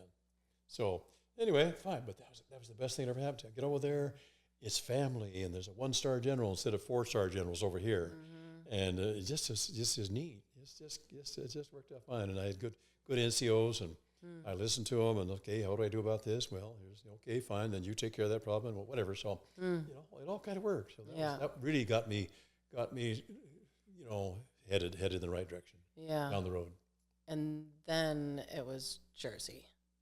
Then it was... That was Jersey. That was New Jersey. Yeah, that was Jersey. So there a year and a half or 2 years, whatever, 3 years? Couple years. I think we were there 3 years. Yeah. 66 to 68. So that might have been, I thought it was 3. Maybe 65 to 68. Yeah. And then we got Japan. And Japan, Yeah. But while I was there, the Air Force, my bosses sent me on a 14-week school down in Alabama. So I went down there first by myself. We had 2 cars then. I had a Cadillac that I'd bought. I sold the house that we built for $17,000. So I ended up with $5,000 sweat equity money. So I bought that Cadillac for $2,000. Nice big long white thing. I've got a picture in the book. It's not ours because I don't have a decent picture, but I found one online and it's there. That's it. And then I had a Chevy, a stick-6 Chevy, Bel Air with the bat wings on the back, 59. So I drove the Cadillac down and left Willie and the boys back in New Jersey. And then that's where she had the you lose a child. What's it called? Miscarriage. She had the miscarriage there, which now turns out to be much more serious than I even understood. I just learned about it here just recently. She told me some of the details that I didn't know about. She was really going downhill, and I'll let her give you the details. But so Willa called her neighbors, and they called the police, and they got the ambulance up there, and they got her to the hospital, and then she recovered and so on. But she was really going downhill according to what she just told me recently. That's right. So anyway, so I got a call from my boss and said, "Oh, by the way, your wife. This is a subject that's a little delicate." Says, but we look there, and your apartment, your quarters are a mess, and she's had her thing, and but she's all right, so on. We thought about just bringing you home, but we're not going to do that. So on, if you flunk out of that school, you're discharged. So on. So that was pretty serious stuff. So anyway, so she got better, and so I went back up. I flew back up when I had some time, and we drove back down in that Chevy, and because I'd rented an apartment there for the few weeks left of school. So there was little Bruce and Mike there down there. Arkansas. No, excuse me, Alabama. Alabama. Okay. Montgomery, Alabama. I don't remember the name of the Air Force base, but if I heard it, I would say, "Yep, that's it." What were they schooling you on? What was the school? Oh, everything about the Air Force, about how to fight a war and how to do this, and training. We were in training. We had a lot of gun training and all infantry. We had personal training where you learn how to defend yourself against somebody. Okay. Whatever it's called, and then we had a lot of football and volleyball and that sort of thing. Also, it was all part of this. All big school fitness stuff and so on. And then we had here's a this and here's a that and so on. Now you guys put it all together, how to get up over that fence to get on the other side. And so you had to put together the side. You had a post and you had a rope and you had a this and that and the other. Can't be done. We never figured it out, but it can be done. It can be done with whatever they gave us. For people who didn't didn't do basic training, it's kind of sounds like basic training. Well, it's more than that though. It is okay. More, yeah, and then we would plan we were in groups of about 8, 10 people, 12 maybe. And we would plan a war, to go fight somebody with airplanes, and what do you do here? And we had minimum of that, not much, but we also had everybody there. There was B-52 pilot and F-16, not F-16s at the time, but fighter pilot. We had those in our group. Band director. Who you are you? What's that? Yeah, that's what I was really? wondering. You're a band director? Why are they sending you to this? And I ran the chorus. I was the director of the male chorus for that school. And there's even a recording. I don't know whether it's existed all these years, but there's a recording of what we did. We recorded, cut a record, an LP. So anyway, so I brought them down there, and then so they were there for the last, I would say it was a 14-week. They were probably there for the last 6 or 8 weeks, something like that. So we had fun down there and so on. So That's it. And you had already sold the house? Yeah. You had already sold your house in Jersey. This is from Jersey. Yeah. We were on base quarters on Jersey. Oh, on base in Jersey. Yeah, we had the house back at Scott Air Force Base. Okay. Yeah. Mike and I and Bruce and Brian we went to our house. I showed them the house. Yeah. We went to Shiloh, showed them the house. I put it out on email. Mm-hmm. And then Brian and Bruce and I found the house that we lived in by a lady there at the Chamber of Commerce in Shiloh, in the little town of Shiloh now. It's a big town now. It wasn't anything then, but a bunch of trees and a few houses. Huh. We found the house we lived in. So Bruce said, yeah, did I live in that house? I said, you did. When you were up to 1 year old, you lived in that house right there. Yeah. Okay, fine. Because I had taken a picture of him standing in front of it or on video when we went through there to get to the Pentagon. Because he's now 15, 16 years old. He's in high school. So I stand here, and so I could tell from that picture the house. Yeah. The lady there, she had found a house that looked like it. No, I found it by Amazon picture Google everything. Maps? Amazon pictures. They take a picture of everybody's house. Google Maps. Google Map. Yeah, that sort of thing. I found a house that looked like that in that neighborhood. And so we went and looked at it. I said, this can't be it, even though it looks like the same structure, the same building, same old building of the 1940s. But it's on the wrong side of the street. It's on the south side. No, we lived on the north side because I'm good at I know where north and south is. So anyway, this lady says, all right, I got in touch with some grandkids of Mike's family they had played with. His last name was Pelland. So she looked up that name and found out that one of the Pelland kids built a house on the acreage that was there. Mm-hmm. It's now got a house every it's all full of houses now. Right. But so there was a Pelland lady that still lived there, so she called her. Yeah, because we didn't know the address. All we had was a rural route 2, number 17 or something. Right. Mike and I couldn't find it. Even if we'd have driven around, it's a bunch of subdivisions. You can't find anything. Nothing looked the same. But this lady found it. So she came to us that first one. And I said, this is not it. She says, I agree. This can't be it. It's on the south side. Well, I want you to come down and look at the one that I found. And it turned out, that's it. Took a picture. Cool. Had weeds out in the front, so whether it was in use or not, I don't know. But how long before you get your orders to, say, Japan, do you leave? How much lead time do they give you? You get a couple of months. A month is probably, I don't remember exactly, but about a month. If you get your order in June, you might have to go in July, August. Okay. They try to work these ahead of time, so everybody's got a chance to start deciding where they're going and what they're going. Probably, I don't think it was 3 months. It might have been 2. Yeah. And when you first saw the Japan word, I got a call from whose job I would have in the Pentagon, from the chief of bands and branch. He was a warrant officer. That's a whole different story, but that's a group of officers between our officer range and the NCO range here. Oh. We don't have that. The Army still has it. The U.S. Utah Army Guard Band, he's a warrant officer. I conducted that band here last November. All right, he's chief warrant officer, so-and-so. But anyway, so we had a chief warrant officer in the Air Force in the Pentagon. He called me, hey, Benny, we're going through some changes of our Air Force band directors, and we wondered if you might be, what do you think about this? We think we'd like to have you go to Japan. So what do you think about that? I said, well, do I have a choice? And, well, no. Well, fine. Well, fine. Cut the orders. Then. Yeah. So what? Why are they calling and asking? It's so weird. Well, it was a courtesy call. Oh, all right. If I was going to threaten to get out of the Air Force, then they'd have to talk to me or something. And just that kind of stuff. Make sure you're not going to quit. Hey, no. But does that sound like you didn't really want to go to Japan, but you didn't care? It didn't really care, right? It's an adventure. Fun. New adventure. Let's go. I'm dying to go to Japan. Yeah, that's all right. Yeah.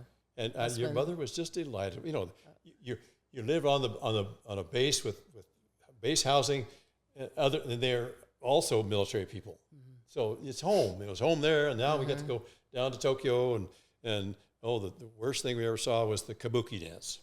Those Japanese, those big old heavy fat guys with G-strings, they get there and scout at each other and sweat and so on for 6 hours. That goes on.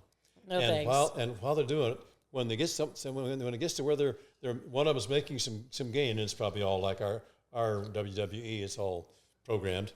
Of course, it's all programmed. Then the audience they start hollering out, "Yay! Go! Go!" Whatever it is in Japan, Japanese. So at the time, the shout for us was "Sock it to me, sock it to me." The Americans. We were saying "Sock it to me" over here. Even President Nixon said "Sock it to me" when he agreed to go on Saturday night, whatever. So I'm sitting there, I say, wait a minute, I want to holler out, "Sock it to me." I didn't, but after 2 hours, we made an exit. We'd had enough of these two guys, finally doing something, and they're talking, and the Japanese are there, and they're all rooting, and it's kind of silent, and it's very boring, very boring.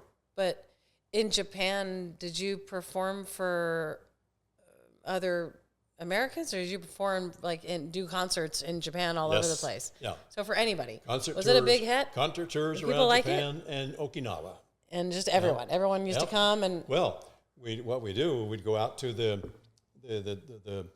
Lions Club, the Japanese Lions Club, in a particular town. We'd set up a tour of these, and then we had somebody up in the office, in the public affairs office, that would do this. They would set us up on a tour.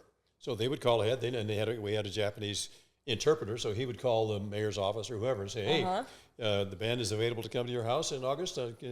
Sure." So they turned it over to the Lions Club, and they called it the Ryons Kurabu. The Ryons Kurabu. Of course, they take English and put it in German syllables, or in Japanese syllables. Yeah.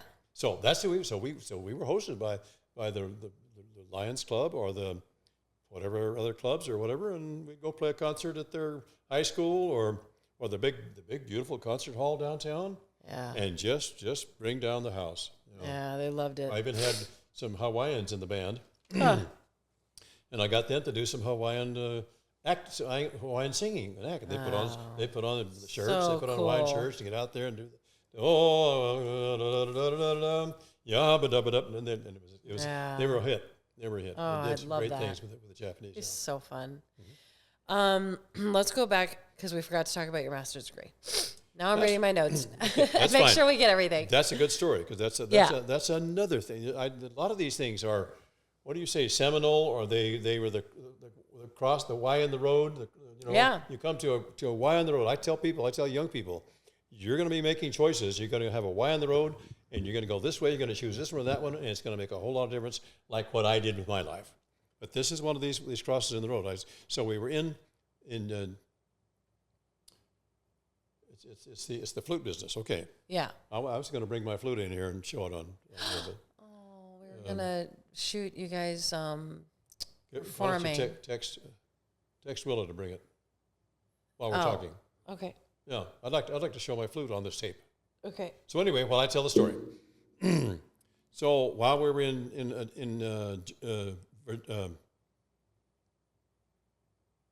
Jersey. New Jersey, I wanted now to get a master's degree going. I also tried to get one when I was back in the Air Force Band, so I go to the University of Maryland, and I go in uniform, and the guy looks at my resume, and he says, "No, we won't take you here. We don't take C students." Oh. So I rolled up my tail and my pants and walked out. So anyway, I still wanted to be a master's degree. So being somebody who doesn't take no for an answer, so when I got to New Jersey, I said, okay. So I went down to New Jersey. It's called New Jersey State. I think it's called so. New Jersey State College. And there's a music department there that was pretty robust. They had some professors, and they had orchestra, and they had band, and it was a pretty good program. And they had a master's program, but it was a master's in music education. So I said, so I got acquainted with the man that ran it. He was a dear old man that sickly, and he'd been raised in the studio, get jobs playing wherever you can in New York. He was one of those. Oh yeah. But now he was 60 something, but now he was a professor. Oh. And he was kind of boring, but I still bonded with him because I'm smart. You got to bond with people if you're going to make some more progress somewhere. But it's genuine. And so I said, I want to do the flute. He said, good. I can set you up with a flutist in the New York Philharmonic. what? Yes, I got the, he's from New York. Knew them all. He didn't know Played him, with them all. but he had called Paige Brooke ahead of time. Hey, can I send some students to you? Sure. Turned out I was the only one that he ever sent, well, so sure enough, yeah. So I signed up for a master's class there, and took his classes, and then I had to take 2 other classes that were non-music, and this is where I finally decided, hey, I'm tired of being a C student. I want to be an A student. Yeah. So all it takes is a little bit of yes, I was going to do it. That's Hattie McDaniel in Thanks, Gone Mom. with the Wind. You ever seen Gone with the Wind? And There's a Hattie McDaniel in there who's the first black. Thanks, she's Mom. the first black lady that got a job in the movies. Cool. So anyway, here's my flute, and it has a story too, and we'll get to that. So when I was back in the Air Force Band, a nice Haynes flute came in. The guy sold it to the music store downtown, but the guys in the band would always get a second job in the music studios because they only had to rehearse in the morning. All right. So my friend came to me and he says, "Hey, this guy just brought this Haynes flute in. It looked like it's going to sell for $200 or $300, whichever one it was." And he says, "Do you want it?" I said, "Well, sure." I had to borrow money, but I'm sure I wanted a Haynes flute. I wish I still had it instead of this one. But another story. So he goes back to his boss and he says, "Hey, I've got a guy in the Air Force Band that wants this flute. Is it all right if he buys it?" "Sure, sell it to him." So I went to the on base borrow money. What's it called? Credit union. Yeah, credit union. Borrowed the $200 and bought me that nice flute. So then I had that flute then, and I was taking flute lessons from the solo flute player in the Marine Band while I was in the Air Force Band in Washington D.C. See, I got all these little points, all these little side things. So, but it's all right. We're getting it here for our descendants, our family. So anyway, so I took that. So that's where I got going on flute. I had done some flute leaving college on a flute that I had bought myself, and put that on when I was in Provo. But it was just a student model flute. But it was a pretty fair good flute. Reynolds. I started Bruce on that too, and anyway, because I thought maybe if I can't be a flutist, you know how parents are. Yeah. So anyway, so I had this nice Haynes flute, and I studied with what's his name in the Marine Band, and then he set me up with to study with Paige Brooke, the second chair flutist in the New York Philharmonic Orchestra. Really? Yeah. So I went up there, and this is the nicest guy, and so on. And he played flute. He played piano better than anybody I heard before. You go, okay, let's do some exercises. And so right now, let's make some music. He'd go to big grand piano like he had in his studio there in New Jersey, North New Jersey. All right, let's do this. And and I'd play all the solos he's having to learn. It was absolutely incredible. And I got so enthused about that I really wanted to get a job then and get out of the Air Force. I said, well, maybe I could do this. Maybe I could be a flutist. Well, little did I know that there's no, you can't do that. But I eventually figured it out. So anyway, I went as far as I could with him, and so then I went back and talked to Mr. Austin. I guess that's his name, Stan Austin. That's his name. All right, why can't I get a performance degree? I don't need an education degree, a music ed degree, master's degree. So he went back to his leader. Look, he's been studying with Paige Brooke in the New York Philharmonic, and this is what he wants, and why don't you approve that? And he did. So I have a performance degree in this instrument right here, this flute, this instrument. Yeah. So that's how I got it. So now I have to work up a recital. That's that instead of writing a dissertation. Okay, it's a recital. So I went through, so we worked on the pieces that I would play on my recital, and I now had all the repertoire that I'd learned, probably 6 pieces, Beethoven and Brahms or whatever, and a couple others, a couple of modern ones, Hindemith, that sort of thing. And I got scheduled the Air Force Officers Club. You got a dance hall, you got a dance floor, and so there's kind of a thing there. So, and they had a piano there. So I got the wife of the conductor of the orchestra. She's a very good pianist. I got her to accompany me, and I even got her and I even got 4 or 5 guys out of the band to get in my car, and we'd drive up to Paige Brooks' studio, and so that he could listen to the 7-piece woodwind group, you know. And it also had, and then she could and he could also listen to me playing. She could get a, you know, she was there to. And I look back at it now, and I should have paid her, but I never asked her about it, and she never required it. But nowadays, I'd hand her a $100 bill or something, or $200 for something. But those were the days. So anyway, so that was fine. But then I couldn't get him to come to my what did I call it? Recital. Words, you know, words are not very easy for me now, my age. And so I go there, and I decided deliberately that I guess we just too much trouble to turn on a microphone, turn on a tape recorder, and record this. One of the worst, you know, disappointing decisions I made in my lifetime. I don't have a recording of that. And we could have turned on. There's guys that we had some of that stuff in the band, not much, but we had some, you know. And but anyway, so I played it, and I had gone to his recitals in the big auditorium by the Rich Man in New York City is called Carnegie Hall. I went to rehearsals he was some of the places where he played. You know, he's playing in them too, and then he would invite his teacher from Eastman School of Music to come, and ever could get him to come. But anyway, that was the people from the New York Flute Organization, Flute Club, that's what it was. And he was the president of that or something. So he'd have the great flutists come in and play, and I'd go visit and listen to them. You know, after I'd get my flute lesson, then I'd drive over into New York, or I'd come up for that one and that sort of thing. And I tried to get him to come. But anyway, he wouldn't come down for some reason. He was busy and so on. But Stan Austin came down. My advisor, my counselor. So he came down. You know, of course, I was wonderful. That and the 8-piece wind quintet, but I forgot those big guys at Carnegie Hall. They come out and play one tune, get applause, and then they disappear. Then they come back and play the second tune. Guess what I did?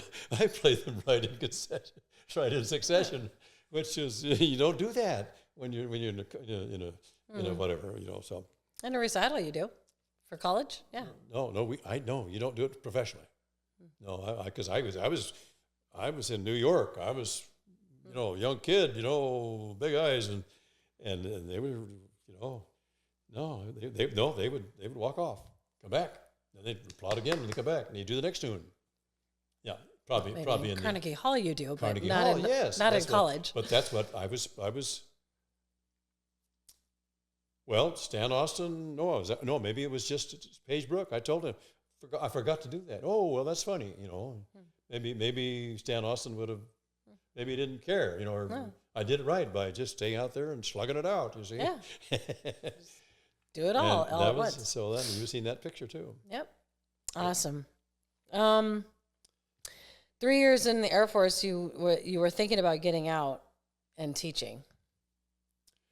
Yeah. At McGuire, I had 3 years, and I had some a colonel general or two that weren't very nice. They were not bad, but they weren't nice. And, maybe there's a little strife in the band. And I'm saying, wait,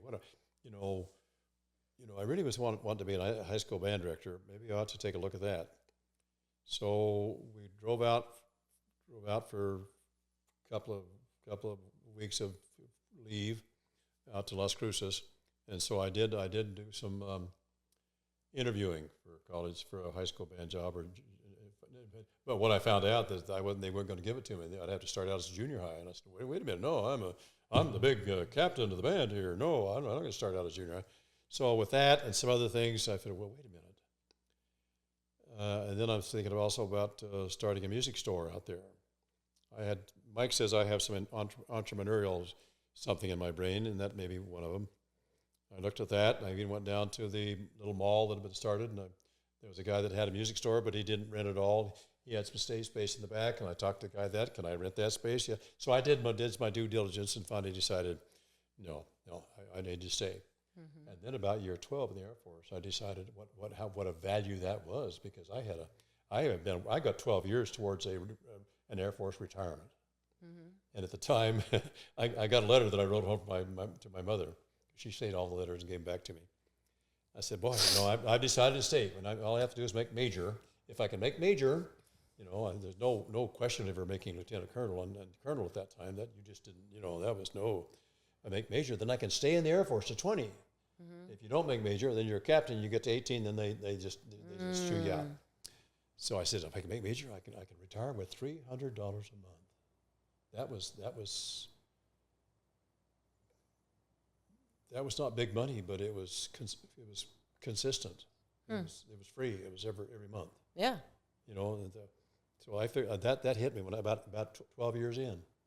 Now look what I did. Look what all this did now with that and the flute. And so now, I wanted to play. I thought so while I was taking lessons and getting this thing, and even going over to Japan. I'm now playing. I now got where I was playing in a flute quartet in Japan of string players. A flute quartet is 3 strings and a flute. That's called a flute quartet. It's probably takes the place of first violin. There's 2 violins usually, but it's legit. It's legitimate. So I would get on the train and go down and rehearse with them. They didn't speak much English, and I didn't speak much Japanese. But hey, play the music. There it is. And out of all that, I'm wondering, well, maybe I could even go to Juilliard. Where did that come from? So I wrote back a letter to Page Brook, and he's a product of Juilliard. Said, because I wasn't even thinking. I had kids. There's no way to do that. But I'm saying, this is far more important. I'll figure out a way to do it. And he said, no, don't.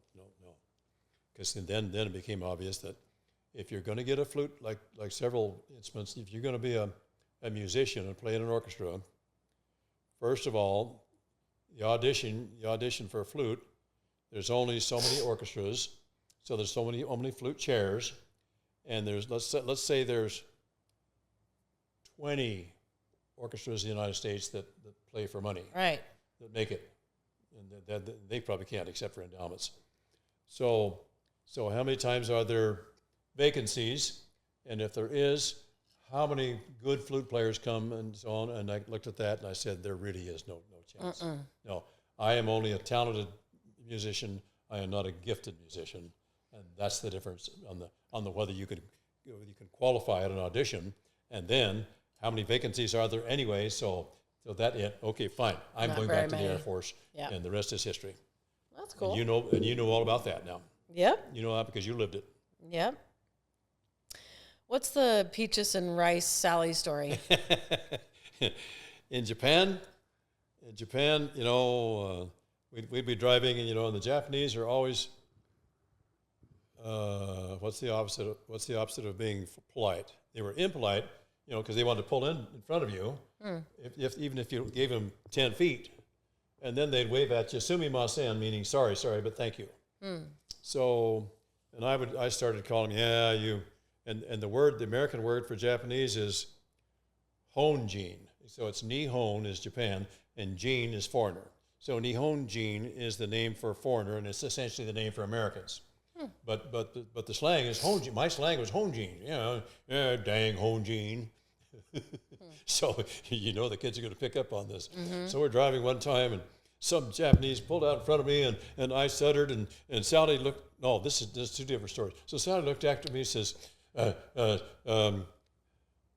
donkey honjin, huh, Dad? Donkey honjin. Yeah, you're right. He said donkey honjin. Okay, now this is 2 stories. Peaches and rice. Peaches and rice. She's in the back of the station wagon, probably in Japan, and I'd stopped and bought some peaches. And the peaches, you stop and they're beautiful. They're kind of purple pink, and they're just lovely, wonderful. But they sell them to you by the each. And I went there and I said, no, I buy by the pound. No, they're 2 yens or something, 20 yen. Okay, so I bought some peaches. So she had some rice back there that Willow was feeding the kids in the station wagon. Does it sound familiar? and she was eating a peach. And so she's done something back there that I'm not happy with. And so I turned around and threaten her with something. And so, all right, well, what are you eating? Well, I'm eating peaches and rice. And she was horrified. And that was so funny. There's 2 or 3 times in my life that I've laughed farther than I can stop. Yeah. That was one of them. And I could think back at it and laugh again. Huh. There was another time when I was waiting to go. I got a job before I went down and got married. It was down below the dam at Hoover Dam in Arizona, and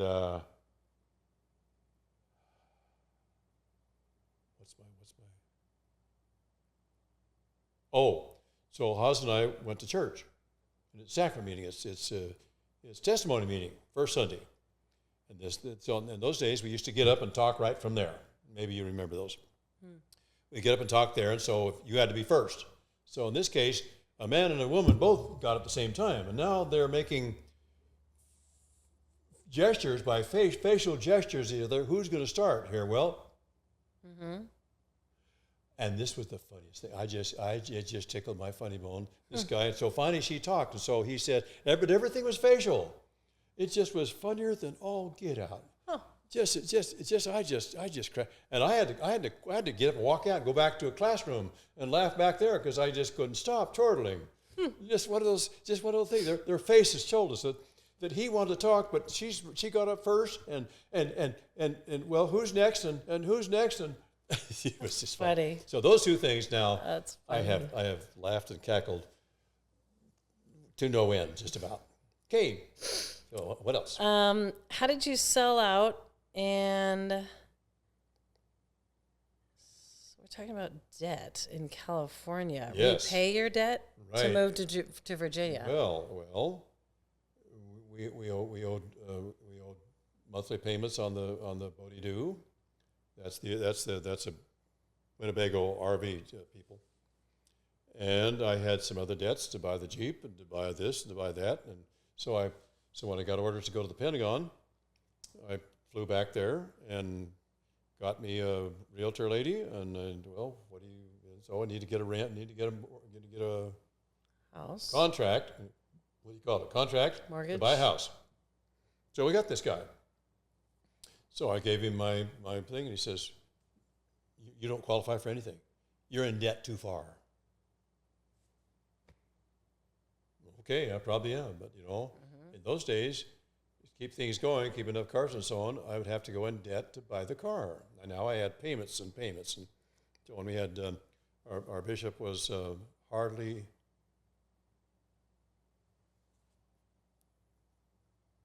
Pratt, Harley Hansen. Harley Hansen, remember him? No, he was the bishop. I was too little. So I go. That's right. Okay, but so I go to him now. We had bought the house now, and it belonged to his mother-in-law, and his brothers-in-law was controlling him. No, you got to get this much for the house. So I had to pay $80,000 instead of $55,000 or something for it. And now a year later, I got more orders to go to the Pentagon. So, but now I had too much debt. So I came home, and I actually got out of debt in about 2 weeks. Now here's what I did. Parley Hansen said, so I went to Parley Hansen. He says, "Yeah, I think people do that."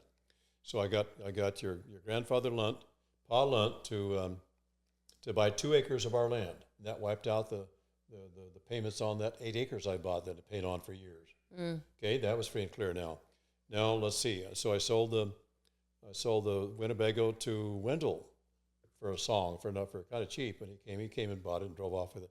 I kind of wish I'd have got Howard Lunt to just pay me for that. Then I'd pay him back, take another mortgage after I got back. I wish I'd done that, but I didn't think through that. Something else then, and I sold I had a Mustang convertible. There, I had a 57 Mustang convertible. Those things are priceless nowadays. Now it wasn't restored or so, but it was a good used car. I had to sell that. So I sold that to buy buy a new Jeep when we got back. Okay, somewhere along the line. So anyway, in 2 or 3 weeks or so, I had the debt down enough to where this guy would give me a loan on a house. That's what it is. Oh, that's cool. Mm-hmm. So I went back there, and Mike Bankhead was supposedly a friend of mine. Didn't turn out to be later, but he helped me with a few things in house buying, looking, and gave me a real estate lady, that kind of stuff. So we got that nice place, that nice little place in the country. And that was really nice. It wasn't very big. It wasn't big enough for us, but I know. it's all right. We had fun. We had a lot of fun there. A lot of stuff, Yeah, we did. It was out in the country, and that's why I really would wanted a country. I mean, I like the country, but we couldn't do it here because it's just Willa and I, and we needed to be close to our Maryland's place, and the rest of you could come in, and there we are in the inner parts of. Okay. Yeah, and it's benefited you, greatly because you have people around you that help you all the time. Absolutely, not just Maryland. You almost lost the Las Cruces 8 acres in 1983. What happened?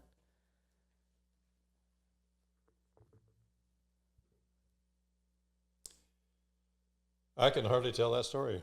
Huh. My debt. See, we were. 83 was in Virginia. Yeah, that was when we were going to. No, 83 was the Pentagon. Yeah. Pentagon is 80 to 85. Right, in Virginia. But we bought the 8 acres before we went to Japan or something. Went to Germany. Okay, so now I'm paying for it. Yeah. And then, but when things got tight, then I wanted to sell some of it or sell the whole thing. And so I got a real estate guy, and I said, "Hey, if I have to sell it, I have to sell it. I need a car. Really, what I need is transportation. So I'll sell that, and that'll give me some money." And so I contacted a real estate guy in Las Cruces, and he put a sign on it for sale. Yeah. And then it never sold because people for some reason or other it never sold. So then now we moved to the Pentagon. So I moved to the Pentagon, and we're still owning that 8 acres. And I get up there, and and this is now a few years later, and the real estate guy calls me and says, "Hey, there's people calling me asking about that property out there. It appears it's going into the auction block for sale for lack of paying the taxes." Oh no! And what I had thought was erroneously that they'll let me know, but I had changed addresses. Now I live in Virginia, and so I didn't have a lot of money, and I thought, well, it's going to be okay. No, you can't do that. So now we got it all the way down to the. So I said, well, let me see. So I called the auctioneer, and so I let it go. And finally, he called me again. He says, he's either having the Holy Ghost tell him this, or the people are calling him. He says, no, I did. I was having. Hey, you better do something about this. I'm getting some pounding in the breast here, and I'm ignoring it. Because wait a minute. What's this coming up for? Because I thought it was okay, and so I called him, and he says, well, hey, it's going on the block this morning. You owe a few $100 of tax left. So there was a whole group of people there. And so I called the auctioneer. I said, can I pay this before this? No. You'd have to walk in and pay me cash or something. And because it wasn't going on the block in a couple of hours or 3, something like that morning. So I called my. So then I went back and talked to the seller. What's he called again? The auctioneer. No, the bank, mortgage. The realtor. Realtor. Saying words are funny when you're going senile. So, and he says, "It's $1,500. I'll go down there. They'll take my check." Wow. How come you didn't call Pa? Well, I had called him. I was only dealing with him. Yeah. Pa would talk about it next week or something. I never even thought about that. Never occurred to me. And he would have done it. He would have done it. But if I'd have done it the week before, when I was inspired to, you better do something here. You're in trouble. He says, "No, I'll pay for it." Wow. And I'll pay you. Okay, I'll pay you back. So he did. He walked in there and he was scorned by the people. Hey, you darn so and so! Because they want it for free. We wanted to buy this thing for nothing. $700 or what it was. Yeah. That's $6. It was $8. Well, I had already sold 2 to Pa So it was 6 to acres. make the move, so I had 6 acres. So he went down there. He says, "Yeah." He says, "I looked at those guys. They're a bunch of leeches," is what he said to me. Mm-hmm. And so what? They weren't. They were getting in on a bargain. Yeah. And I was crazy. I was not good. I was not watching my P's and Q's. And Right.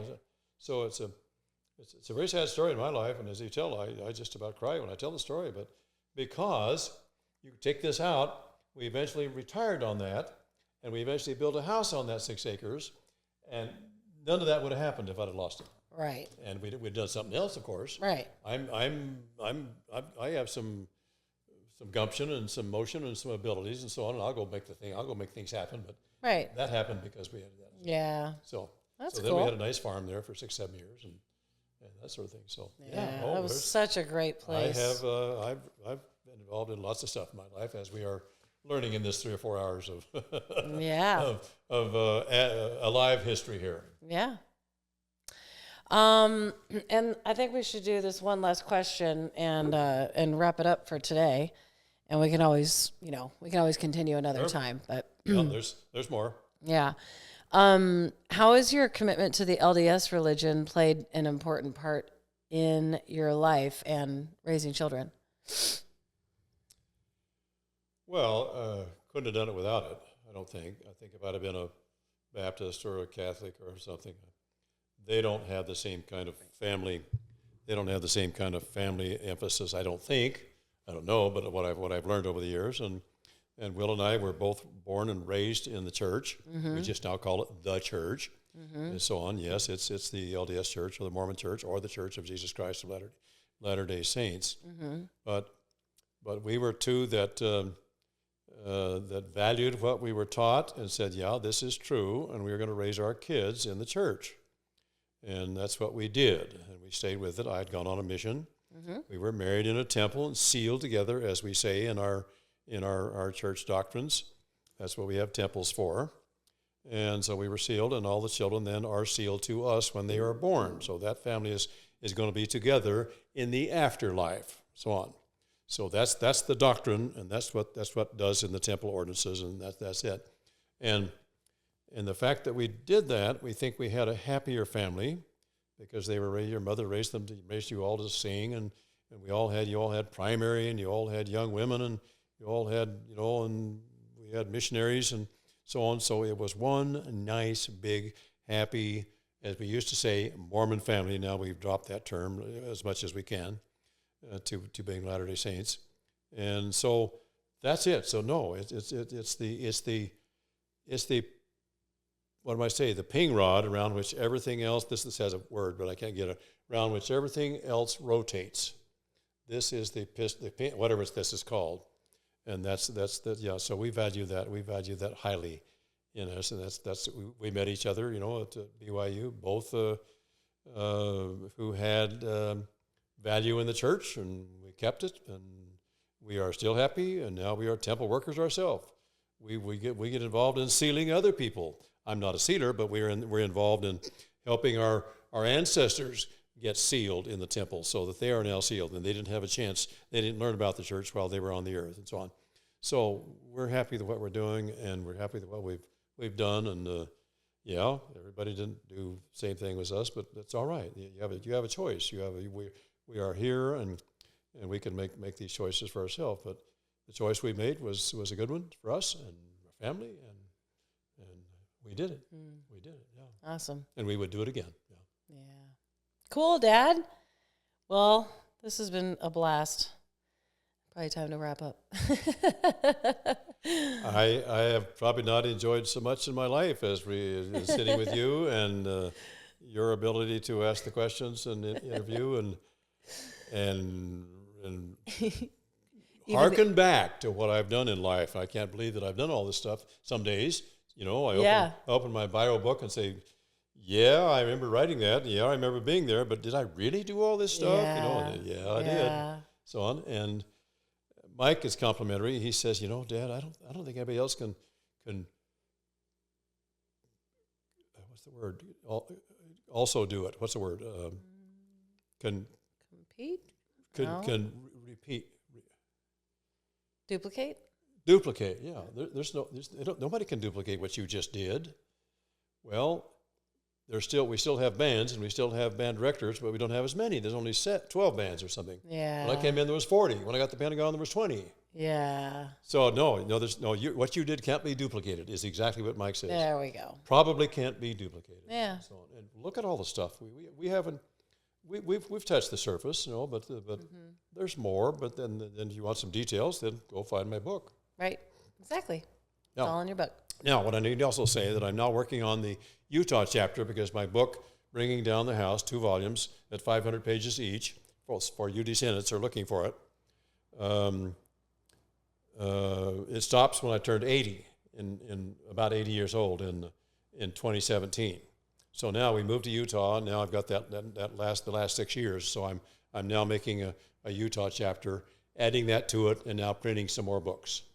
There'll be a second edition of my Bringing Down the House book, and that'll be the highlights of what we've done for the last 6 years in Utah. After that, you'll have to find my journal because I keep a daily journal. Look for that too, descendants. It's there. Yeah. But it's got more stuff than you need to be reading. It's not a problem, but it's kind of boring, I had eggs for breakfast, and then I went and watered the garden or so on. But then the other time was we went to so and so's wedding, or we went on a trip to Yellowstone or to Germany or something. Right. So all of that is in my journal from about 1993. I got my first computer, and I said, aha! So there's this thing called, I don't know, but it wasn't Apple. It was the other one before that. And I said, okay, fine. I can now type because I learned typing in high school. Aha! So my journal, other than the 2 years in the mission field, and I've type-scripted that, and you should be able to find that if you want it. And I learned to type. J-U-J space, J-U-J space. We learned how to type like that in high school because we typed on manual typewriters. And it went up and it went whack and left this thing. You know that. Some of you can find these in museums. So now when the computers came online, it's the same keyboard. Right. Same keyboard. Yeah. So awesome. So now I have kept a computer about every day since 1993, except one for a few years I quit because I thought it was worthless, which I regret, but so what? That was about 5 or 6 years when we came out of the Pentagon and went to somewhere. Then I got back to it, and I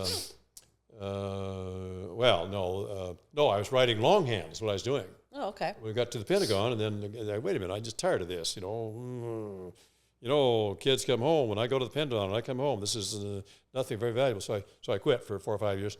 Then coming back to San Antonio in '93, when I got my first computer, I said, "Aha, this is it." So I now have written almost every day, unless it's some place where I've lost. We didn't have hard drives. 20 years ago, we had discs. Right. And so we kept them on there. Well, when I finally got to where we better put these on the hard drive, it's 10 or 15 years later, and they all didn't work. So I lost a little bit, but not much. Yeah. So I've got essentially every day in. So if you're going to do what is it? You go do a journal. Do a piece on somebody. What's that called? You do a biography. No biography. No, it's for assignment. You do a essay, homework. The life of somebody. You're investigating. You're learning. You're writing an article on a report. A report or something like that. On me, you want to go to my journal also. Yeah. You can get most of it in the book, but that's it. So here's the flute. I've been here. We're here visiting Marilyn or Karen. I don't care what your name is. What is your name now? Karen. Doesn't matter. And I quit playing fluting about 2 years ago because I screwed up on a performance in church, and I said that's it. But we were coming down here to visit with my brother Marvin. They were going to come up. He and Margaret were going to come up and visit with us. So I wanted to play a tune for him and Margaret. So I pulled it out of the case, got it back going to about a week ago. But it's a tough one to get back. It's tough on anything to get back to that you haven't done. It's been about 2 years, and so. But I'm working on it. Might get it back, might not. But that's where we are now. Yeah. But I have a pretty good sound, but still my old fingers don't necessarily stop all the holes, and so it wants to chirp it up an octave, but we may get it. If not, we've given it the schoolboy's try. So thank you so much. Awesome. I love you, sister. Welcome. Love you too. Daughter, you're wonderful. Sister. You're just wonderful, sister, daughter. Well, this is so much fun. And this has been quite a ride. How many hours? We got 4 hours or 5? We started at 12:30 or something. It's looking like 4. I'm not exactly sure. 4.5 maybe. Doesn't matter. Yeah, we got some really good stuff. And family descendants, you're not gonna listen to all this one time. Just pull it up and get the first hour or so for family home evening or something, and whatever. Yeah. This is gold, descendants. There's very few people that do this. So, mark my word. Yeah. Very few people have done this. Yeah. But that's because this lady knows how to do it. True. And there's something about the cost here, too, that I won't talk about. But, it's not free. It's not free. But, it's okay. But we have a nice What's money for? Audiographer or videographer or something to do all this. Yep. And he sets it all up. Editors and a team. He's got fantastic machinery and so true. All that stuff. So it's worth it. Okay. Awesome. Love you. Thank you for being here and listening to my show. If you got any value at all, it would mean the world if you shared it and left a review. Remember, the only way to create the life you love is to take it one day at a time. Create today. God bless you.